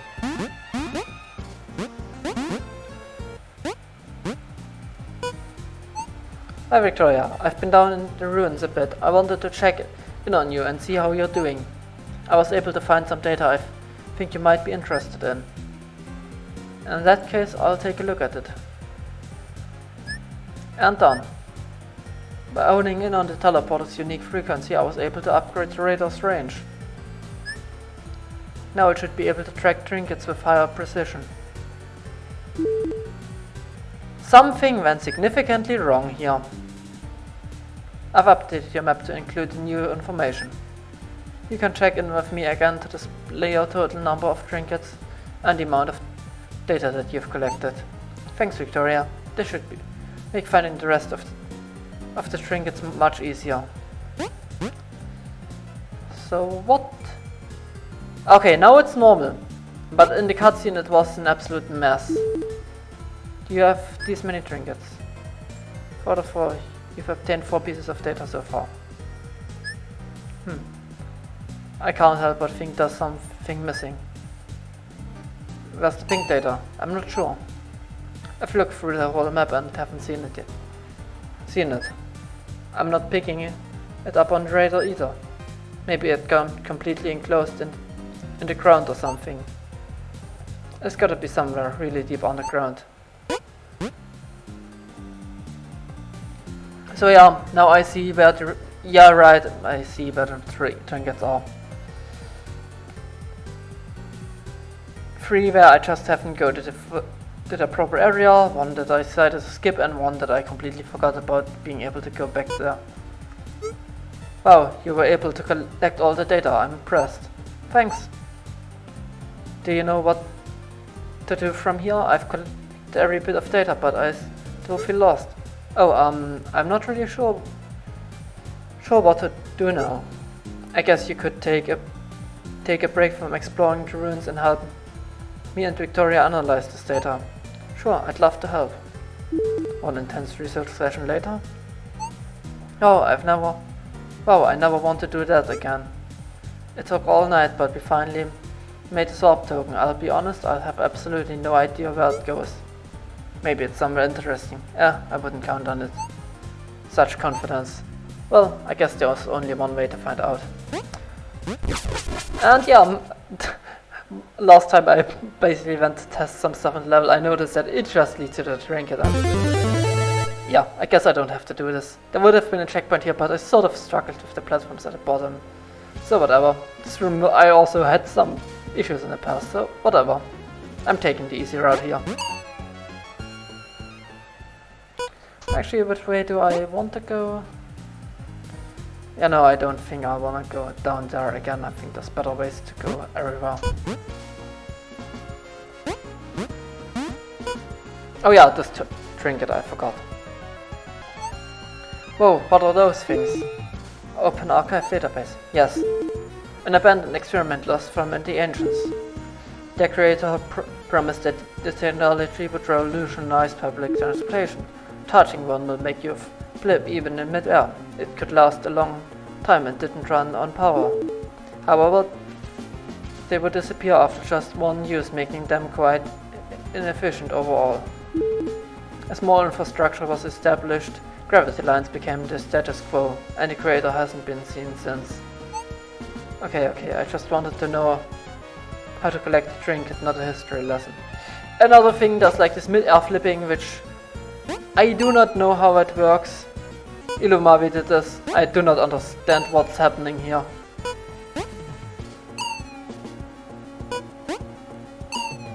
Apparently there's something about some weird unused entity, and I've heard that Coral apparently discovered it like years ago, but oh. Man of trust. Oh yeah, here's the water area. Yeah, here's the case. If I'm underwater, then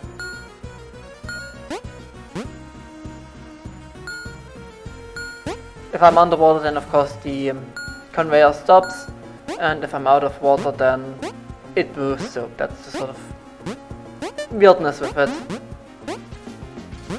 Also, oh yeah, there's also some safeguard mechanism where if you stand inside the checkpoint, it teleports you back to the same room, which is just a safeguard because of some issues I discovered in the prototype, where sometimes after you respawn you get teleported back to the last water room, which of course makes it really easy to go out of bounds with the water mechanic, and I just put down the safeguard.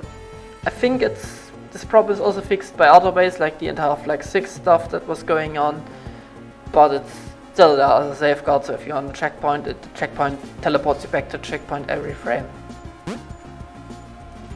And then there's this area to the left here. Now, if I can go down there.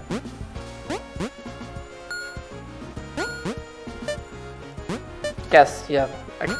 Also another thing is gravity lines don't work underwater, but here it's just barely outside of water. And also I see that the spike looks a bit weird, so I'm probably gonna slightly adjust the way that the water goes there or move it up one tile further. Because that looks a bit weird with how the water is sort of cut off by the spike. Unfortunately we are completely out of spike texture, so I can't create a custom spike texture here. So I'll have to mess with the water to basically fix this. Oh.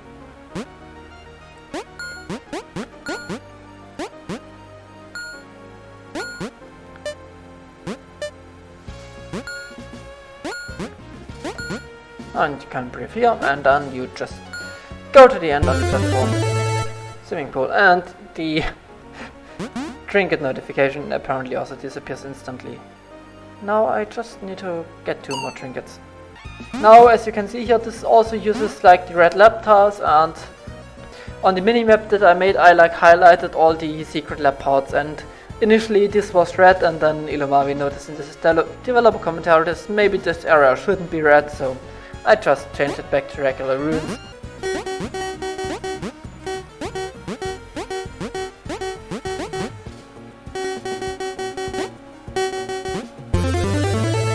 Out of 12, 1 more trinket to go.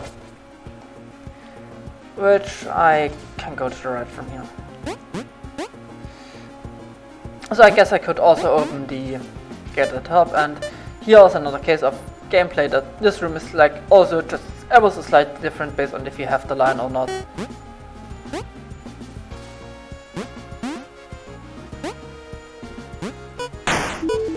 Access granted, and now you have the shortcut which you saw earlier. Like nothing big, but just another shortcut. And now just collect the trinket. Which is fairly easy now.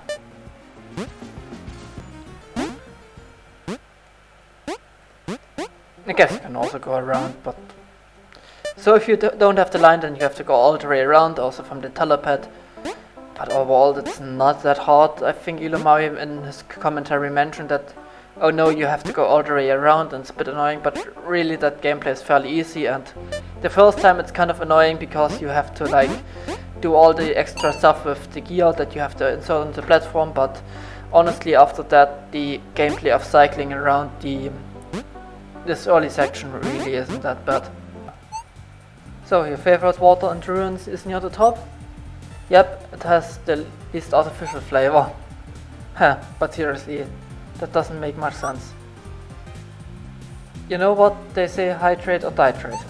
Obviously I drink water, but why the mysterious ruins water?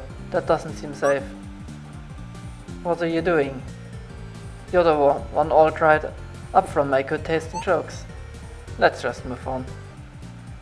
I can see all the 12 trinkets I have here. So yeah, we are basically done, and we've gotten everything. We've unlocked everything on the map we can, and basically now there's just the final area.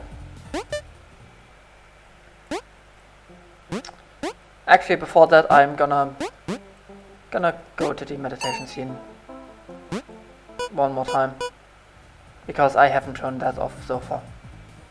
And now that it's all over, I can do this, because I've already completed all the water stuff.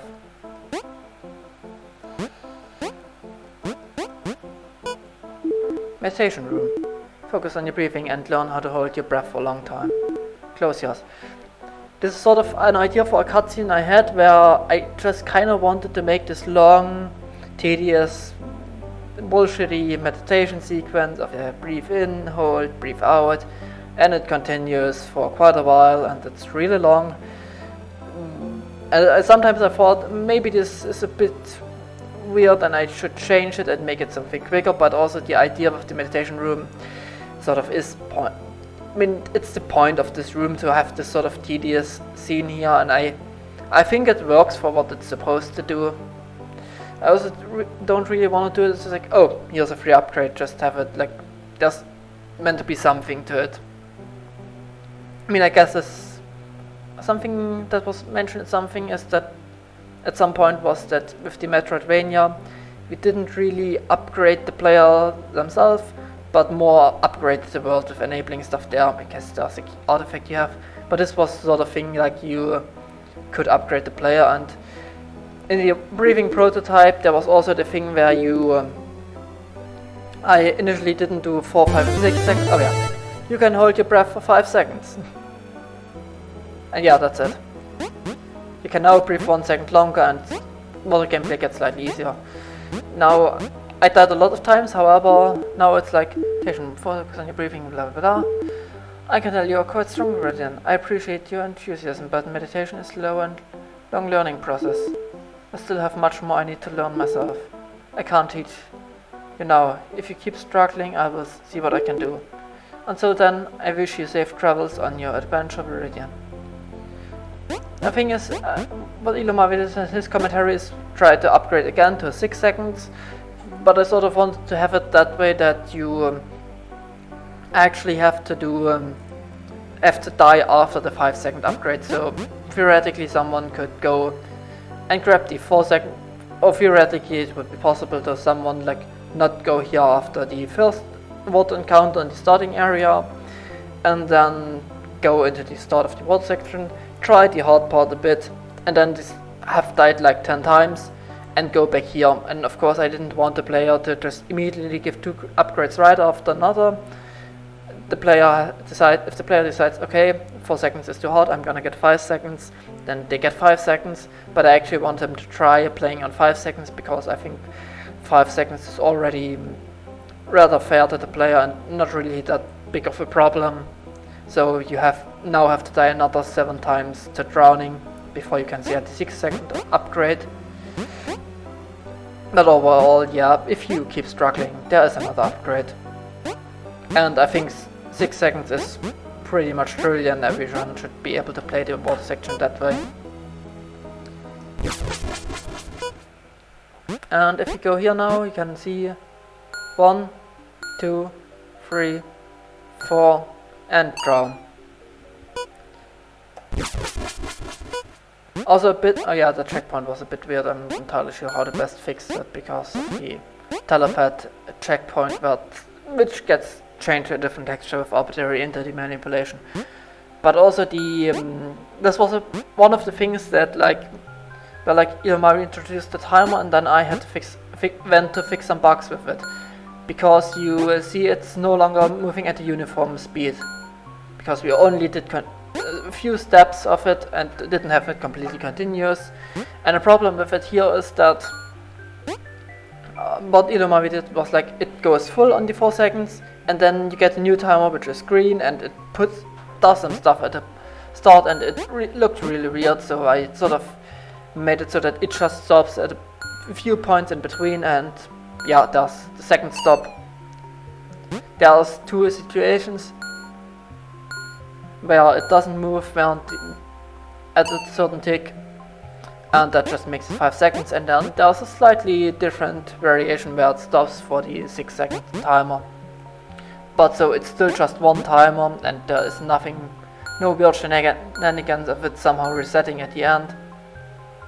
This, I think, is a bit more intuitive, and I don't think anyone would even really notice how it... Actually, someone might notice how it stopped, but not think much of it, because it's still just a fully functional timer, and you now can, well, hold your breath for 5 seconds.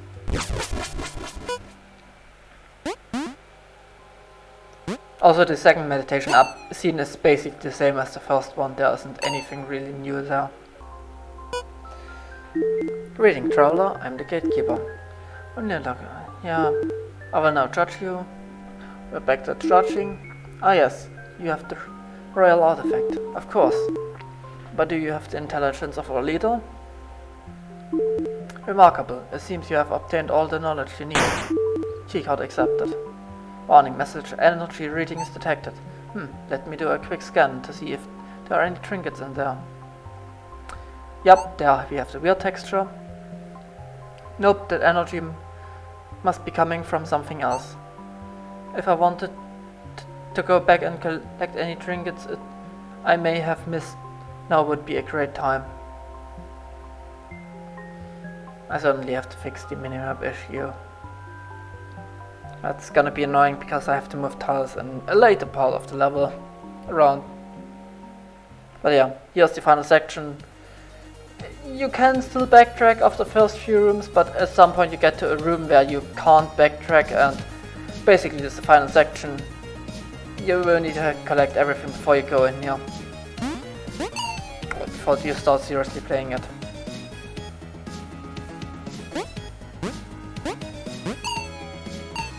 Also this section, I think Elomavis did almost the entire section, and I think I have no involvement except complaining about one of the rooms.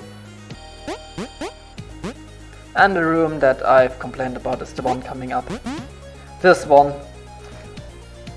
In his commentary, Elomavis mentioned that there was an initial version, then it got nerfed because it was way too hard, and I played it, and he said it took me 15 minutes to do the room.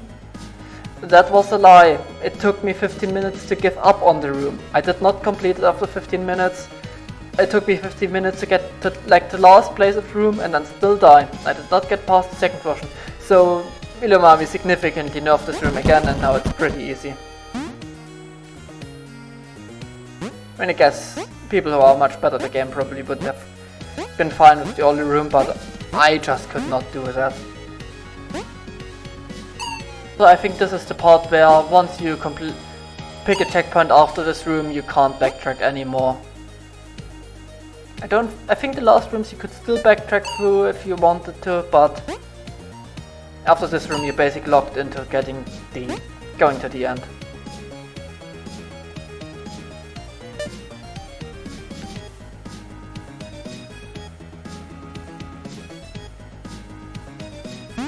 And yeah, now I can't go back anymore, for sure.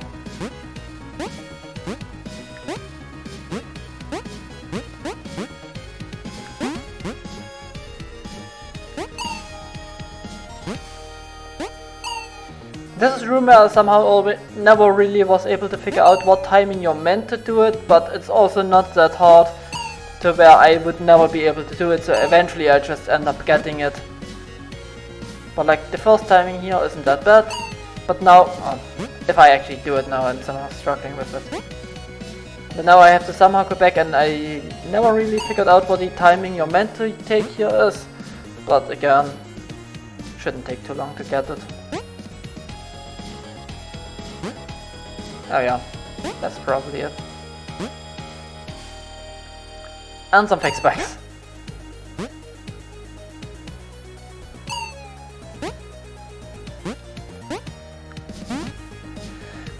This room is oh yeah, I did that wrong.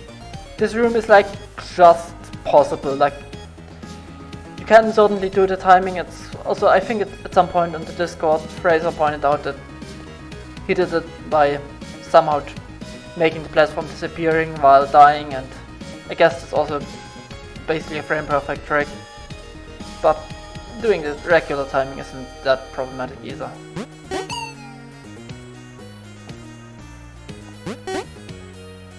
And you really only have a difficult timing for the bottom platform. Yeah, there it is, and now I just have to go through again. Yeah, that's it. Certainly a bit harder to do that platform trick previously, but that's also not that bad where you would never be able to get it. And really it's only the one hard timing, and after that you should mess up the other flip.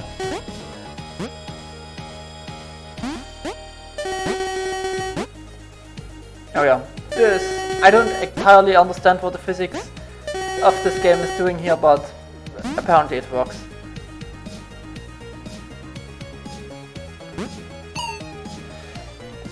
Another case of I never really figured out what the timing is, but I usually just end up getting it after a bit, so not too worried about it.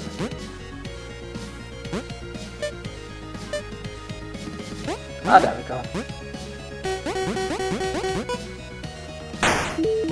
Dimension lock destroyed.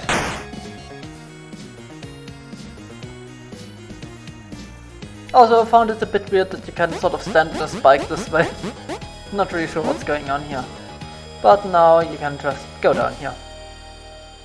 Eternal falling. You're basically, again, trapped here, you can't do it. Have to go to the right. And now should probably, oh, well, one room further. Hall of Nothingness.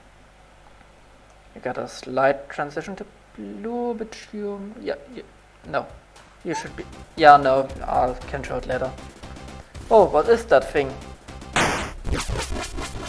Hey Radian. I'm glad you could join me. Oh, what's that? Allow me to ramble on a bit. And maybe it should be pointed out that one of the phrases that we had for our level was the phrase betrayal.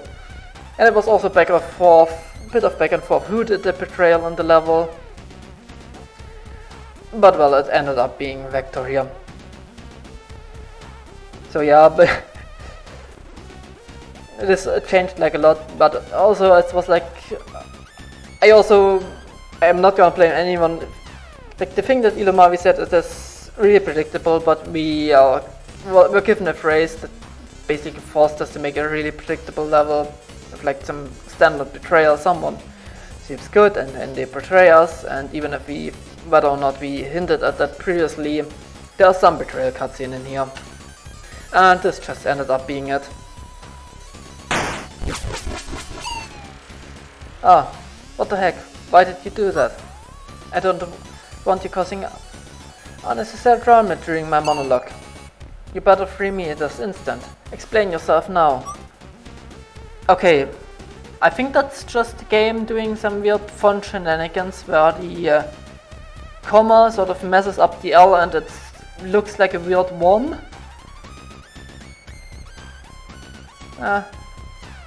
Not sure if that's worth fixing, it just threw me off a bit.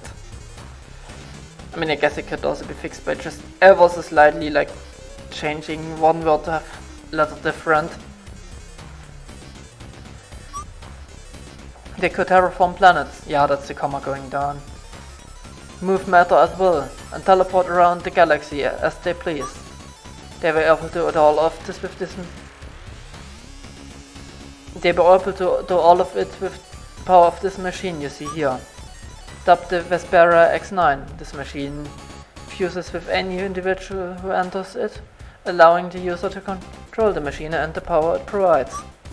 Do you realize what this means, Iridian? We can go back home. Iridian, you're thinking too small. Somebody could take over the whole galaxy with this kind of technology. They could create a bigger and better future for everyone. I can create a perfect ideal society. A society where everything is orderly. Isn't that a good thing? Vector, you should reconsider this. You don't know what this machine is capable of. It could be dangerous. You can't tell me what I can do, Radian. Only the machine can. Now you see me? No you don't.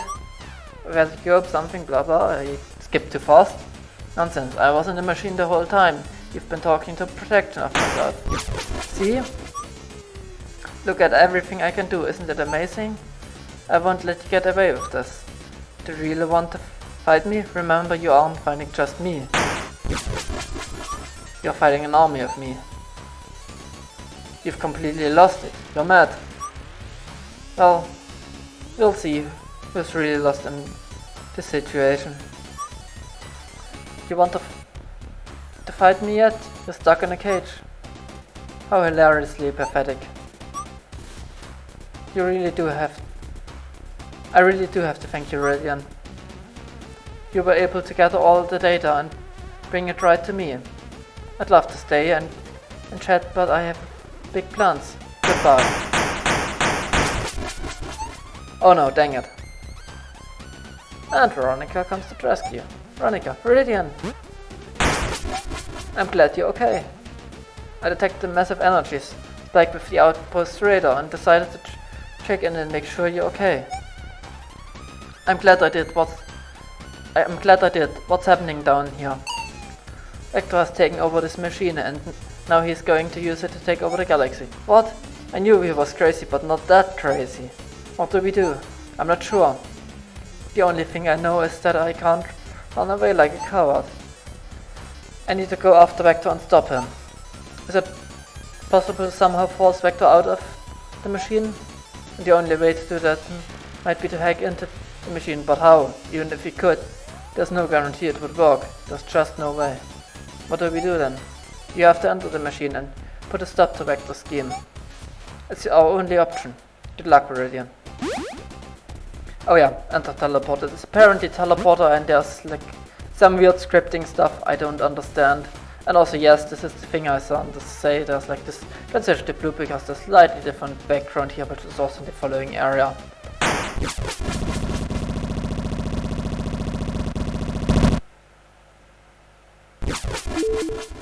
Info, scan complete.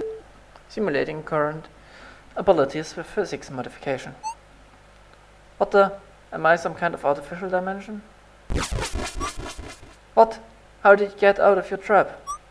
It doesn't matter. I control this word, Viridian. Do you really think you can stop me in here? I can just teleport you far, far away from here. Really? Then why don't you do that? I was just about to. What happens if I do this? Cool, I can flip in mid-air. It seems you both have control, Vector. I'm not worried about that. If you want me, you'll have to catch me first. And he teleports away. Get back here. And yeah, this is basically just to make the player aware of you can flip mid-air.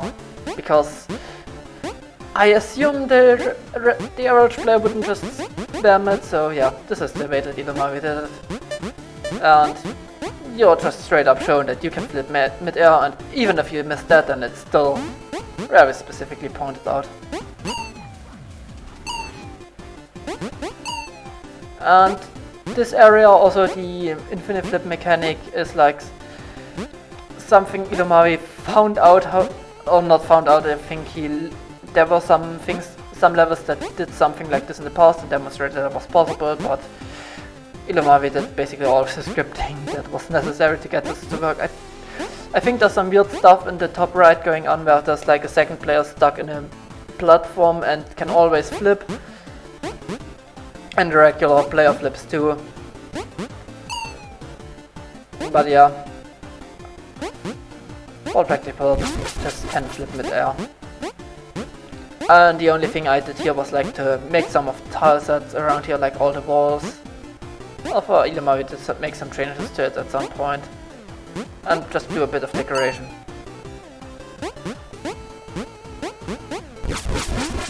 Oh yeah, also I did some decoration here because the floating checkpoint looked a bit weird in the past. I mean, I guess you can just hold right here and flip on to the end. Line clipping done easy. Where you just flip inside the line to go through it. Again with a floating checkpoint and some additional decoration to that.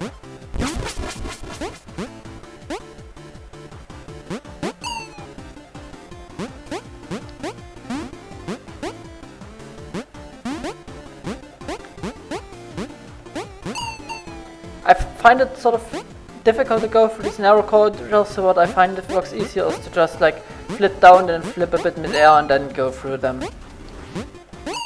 Because I am not like if I do it from here, then I cannot press the second button. Oh, I actually can. Okay, never mind. Usually struggle with that. And we go to Vector again and he teleports away. And this is also a room that I somehow am having a really hard time with.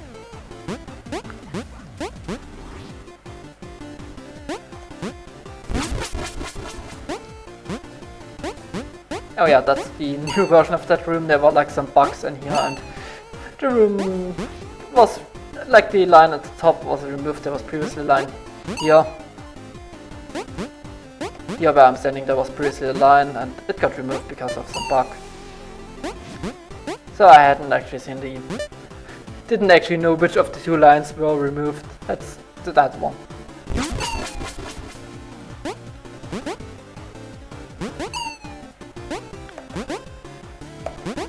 Okay, there was a bit of editing here. I had a really hard time on this room for some reason right now. And also at some point I made a joke which I afterwards realized could be completely misunderstood, so I'm certainly cutting that one out. So yeah, that's the room. And we get a final encounter.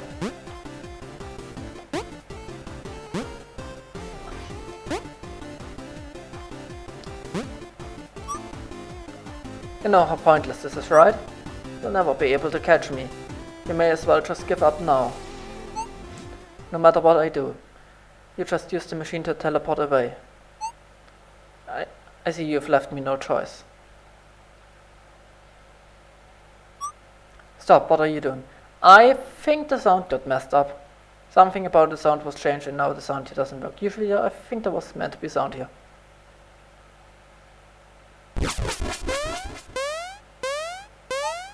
This machine is too dangerous to be left in the hands of somebody like you. The ruins are collapsing, it's over. No way, you didn't.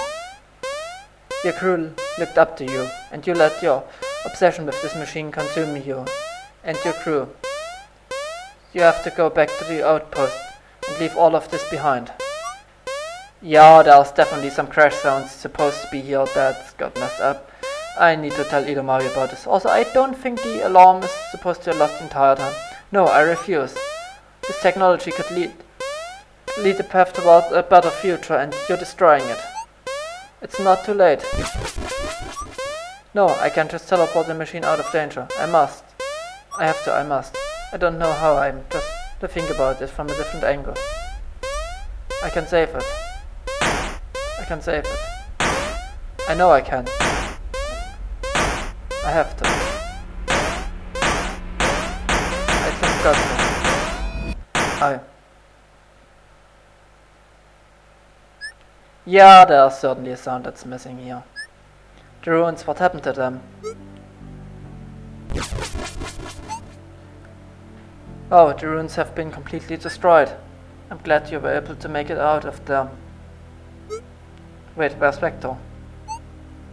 There was this machine that Vector was abusing in order to control the galaxy.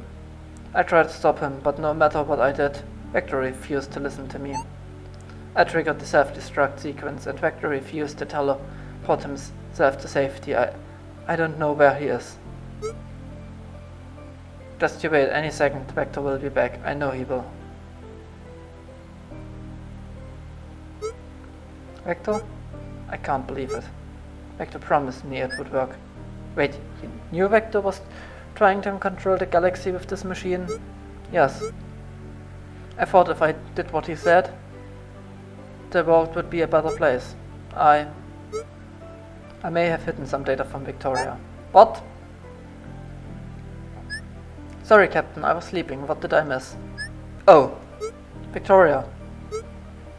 There's a lot for you to catch up on. I need to confess something. Vector told me to hide the pink data from you. Lied to me. He said that if you found out about it, you would use the machine to go back home and abandon us here. I really have missed a lot. I don't understand anything you're saying. I can't believe you would do that, Walt. What were you thinking? I wanted us to be successful in our mission. Is that too much to ask? I'm sorry. You endangered the crew and our whole mission. I know this doesn't make up for everything that's happened. Victoria, take this data. You and Radian will need to build a device that can send you back to your home dimension. You didn't know what would happen down there. He was too stubborn to let go of the machine. That was Vector's choice. And besides, I was the one who triggered the self-destruct sequence. You did what you had to do, Viridian. If you didn't destroy the machine, Vector would have taken over the galaxy. Thank you, Viridian. Thank you for saving all of us. Factor that we don't have anyone to lead us anymore. What do we do?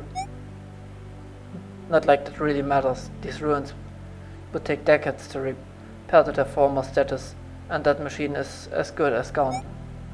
With no ruins to explore, what are we going to do? And we also aren't any closer to finding a way back home. You're wrong, Victoria. What do you mean? We managed to collect all the data from the secret lab. We can build an artificial dimension to send us back to dimension VVVVV. Are you serious? That's the machine that got us into this mess. I don't want to risk that again. It won't be easy. But with everyone working together, I think there's a chance we can figure it out. I don't know. Do you really still trust Walt after all of this? I don't.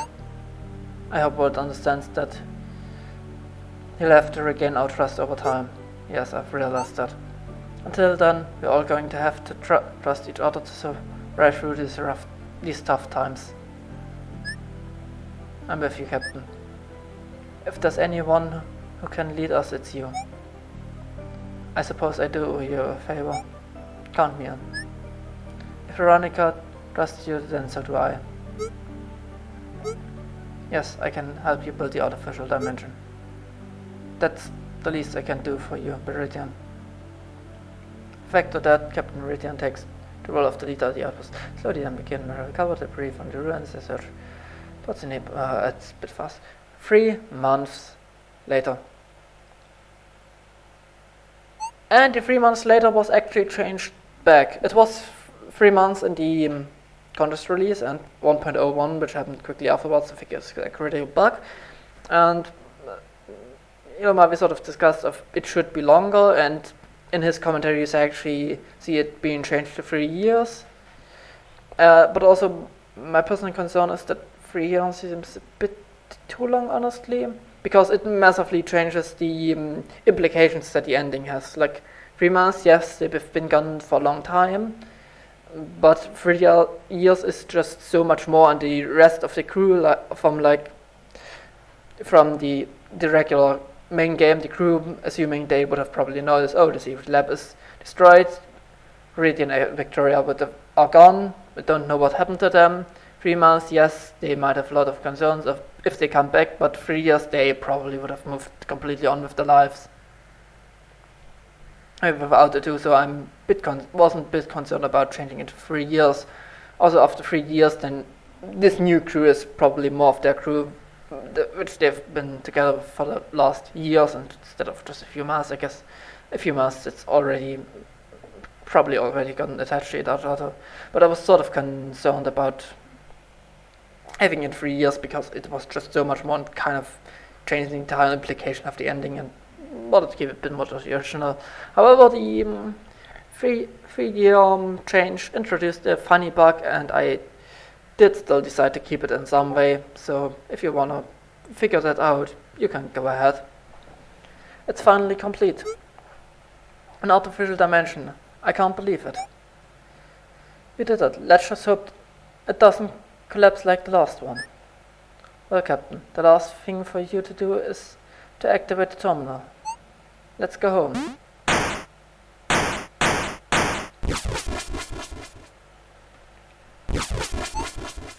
What? Where am I?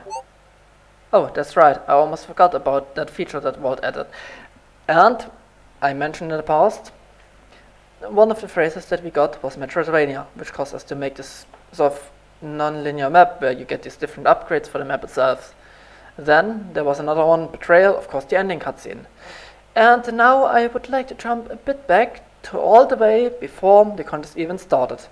VV 2020 Team Contest phrase form. I'm not going over in them in the exact order I submitted them. For example, I'm gonna skip the first phrase. Second phrase and third phrase were, as I submitted, were vacuum decay and decreasing entropy. Both kind of just physics jokes. I don't think either of them ended up in like the 2 levels that weren't made.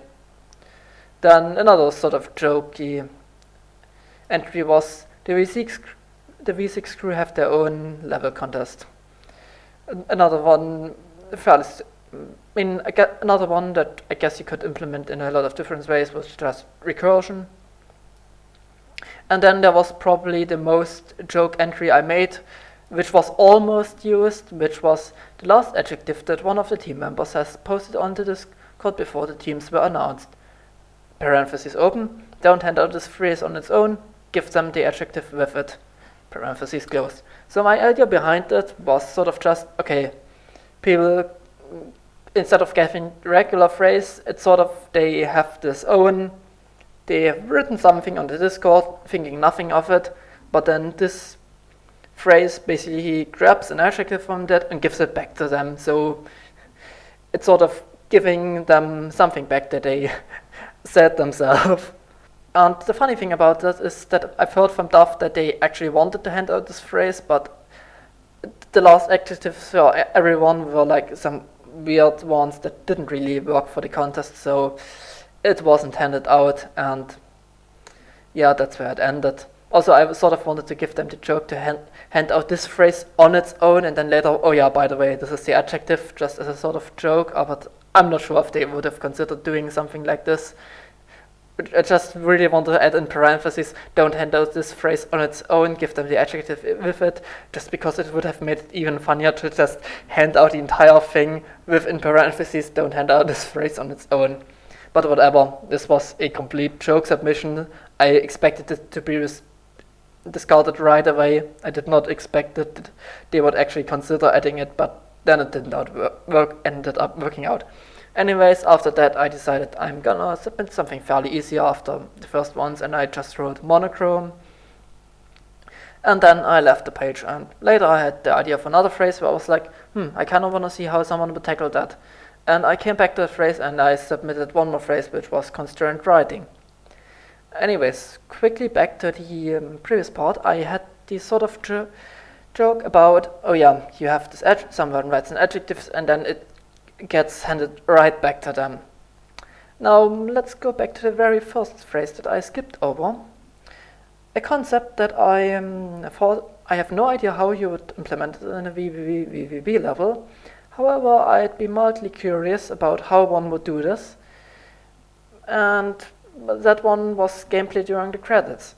And considering how I made this other phrase where something that the player said would get handed back, I felt it's quite ironic that I was the one who ended up having to spend like an entire day from waking up, making breakfast, jumping into bed, and spend an entire day implementing gameplay in the credits. Vespera Scientifica by Elomavis and Joshua. And yeah, the green credits you can pick up, and the red ones kill you. And if you don't move at all, then, well, gameplay during the credits is certainly gonna kill you and tell you that, oh, you have to move. And there's actually a lot more stuff going on here behind the scenes, because the game actually counts how many of the green credits you've picked up.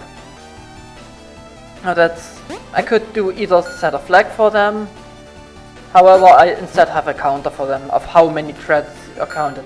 Now there's a bit of a problem with this, because let's say actually it doesn't work in this room.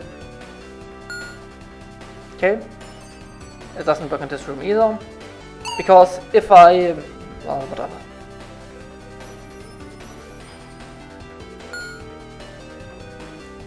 So let's say I pick up a green credit and then I die. And I pick it up again and I die again. And I pick it up again and I die again. Then of course I don't want you to just repeatedly increment the counter. So instead what I'm having to do is that I actually have a sort of backup of the entire binary representation of the number of green credits that you've touched, and if you die, then it's reverted back. So this also means that if you leave the room without picking up the green credit, it doesn't count. Even if you pick it up, then die, and then on consecutive go you just complete the room without picking up again. You actually have to do it in the same run where you pick it up and then complete the room. And only now that you've picked it up, the number is saved to the second set of flags, and it's probably counted. So there was a bit of challenge to get all of this working.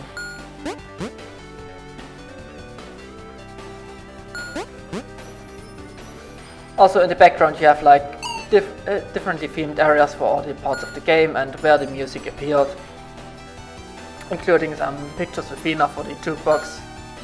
And also this is probably my favorite part of the credits, where there's all these parts, and below here the Sweet Dream unit dress by ASH is the part that just played before, where they all were sad about Back to Dying, or well, some of them were sad about Back to Dying, and then they were thinking about what to do next, and it's the song that played there.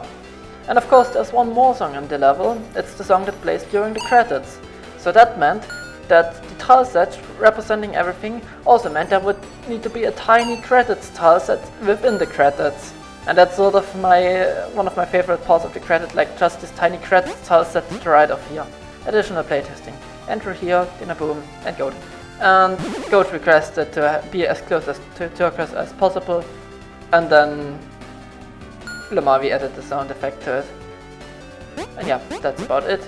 Quick overview. Outside ruins, aquatic ruins, deep ruins, a final section, and credits. You made it through the credits, and you picked up every single green credit. Great job. You've reached the ending. If you wish to rewatch the credits, use the terminal to the left, or rescue Victoria to finish the level. And below you actually have the screen bar, which tells you've picked up every credit. If you skip some of them, then it will only be partially full. And yeah, that's sort of changes. And that's what I also use the counter for at the end. And the text I just got, there's actually 8 different variations of that. I got the one where I pick up all green credits, but I've died at some point. There is like four different variations based on how many credits you pick up. There's like the one where you pick up absolutely nothing, where you don't touch a single green credit, where you avoid all of them. Then there's for like 1 to 7 or 1 to 8. There's a bunch of special dialogue for, oh yeah, you've picked up a few, although you can try again to get some more. Then there's like 8 or 9 to 14, I think the total. No, or 15, I'm not sure of. Yeah, no, it's up to 14, there's a total of 15 credits in green. In this case, it's like, wow, you picked up quite a lot of green credits. By the way, you can try again. And then there's the case for, oh, you picked up everything, or you've picked up all green credits. And these are 4 of the cases, and then there's another 4 where if you do exactly the same thing without dying. So, of course, best case would be all green credits didn't die. And there's also this sort of joke of master of avoidance, where you just avoid everything. Don't touch anything green, don't touch anything red. And yeah, that's no green credits with no death either. So that gives you quite a few different conditions. And yeah, I really just wanted to give the player the option to easily just restart the credits and play it again, because, well, it's right at the end of the level, and you would have otherwise, even if you saved before, you have to play, you would basically have to save before the final encounter, then Vector, then the machine gets destroyed, Vector dies, you get the entire ending cutscene, stay, teleport out, and then you get the credits again. Basically, you can head right back to the credits. Maybe try to get more or less if that's what you want to do. And yeah, here, the top right, outside area, bottom left, in the bar Streets of Rage, the one I mentioned earlier was the theme where I was like, yeah, that's perfect for the outpost. This is the ruins. This is from the jukebox. And also in Sea Urchin to appreciate for her. The water area. This water doesn't actually affect you in any way. Oh yeah, I picked up that one. Actually, can I still avoid it? Yeah, I can avoid it, because if you respawn, you always respawn in the middle. The thing is also the way the credits were implemented went for different iterations. Initially I thought, oh, I'm gonna make it so that you can't flip during them, but that had way more problems than it solved problems, so now I have just a player stuck between 2 invisible platforms. You made it through the credits, and you picked up a few green credits, actually just 1. But yeah, you see at the bottom where just 1 of the 15 slots filled up. You've reached the ending. You should rewatch credits, use the tumble to the left, or rescue Victoria to finish the level. And yeah, this is how you get last on the bottom. And the thing with the flipping was, I then was like, okay, I'm gonna have the player stuck between 2 platforms, it's fairly easier. But that didn't allow me to have to do the trick of basically have the player fall down into the next room and then spawn platforms again. So what I did was, at the bottom there is like 7 different script boxes, each like a few blocks wide from left to right. Actually, I'm not sure if it was 7 or 9, some odd number. I'm not entirely sure. I'd have to check in that. But basically, each one just teleports you to the center of that specific area. So you're not exact in the next room. You don't end up at exactly the same X position as you were on the previous, but you get teleported to roughly the same. But it's just at the top between the two platforms. And if you die in a room, then you always re-enter the next room in the middle. So there was a few more special cases because the scripts at the bottom. There were some cases where you could touch two of them at the same time, and then get teleported 2 rooms forward at once, completely skipping over a room.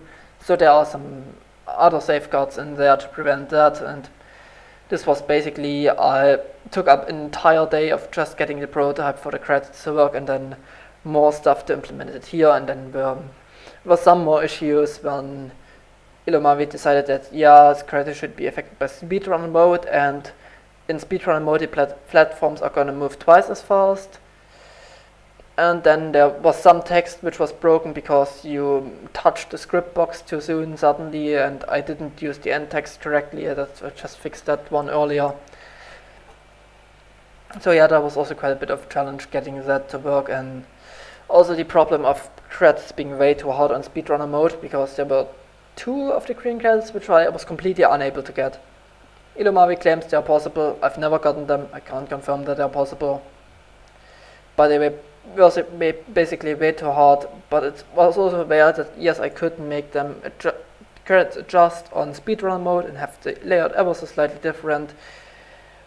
But also, this was at the time where we were really close to the deadline, and so that was why the credits are incredibly hard on speed, or near impossible on 1.0 and 1.01 if you're on speedrunner mode.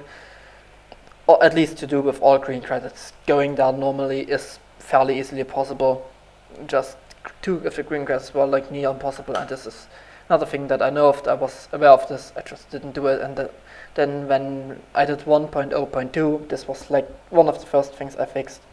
Also, one of my favorite mechanics of the credits was like the banner at the bottom of the map of the level name, Vespera Scientifica, with some decorations at the bottom, with also some features of the upgrades like the switch, a small water tank, and at the right a gravity line and a terminal for the artifact / keycard.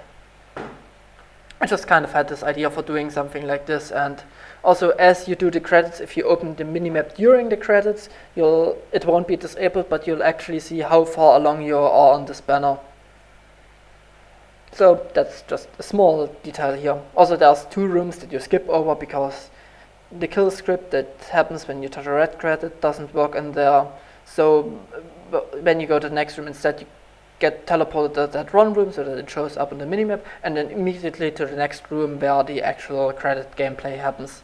Now, a few more things I can talk about here is, overall this was really fun to work on. As said, I initially was quite unsure, should I participate in another level?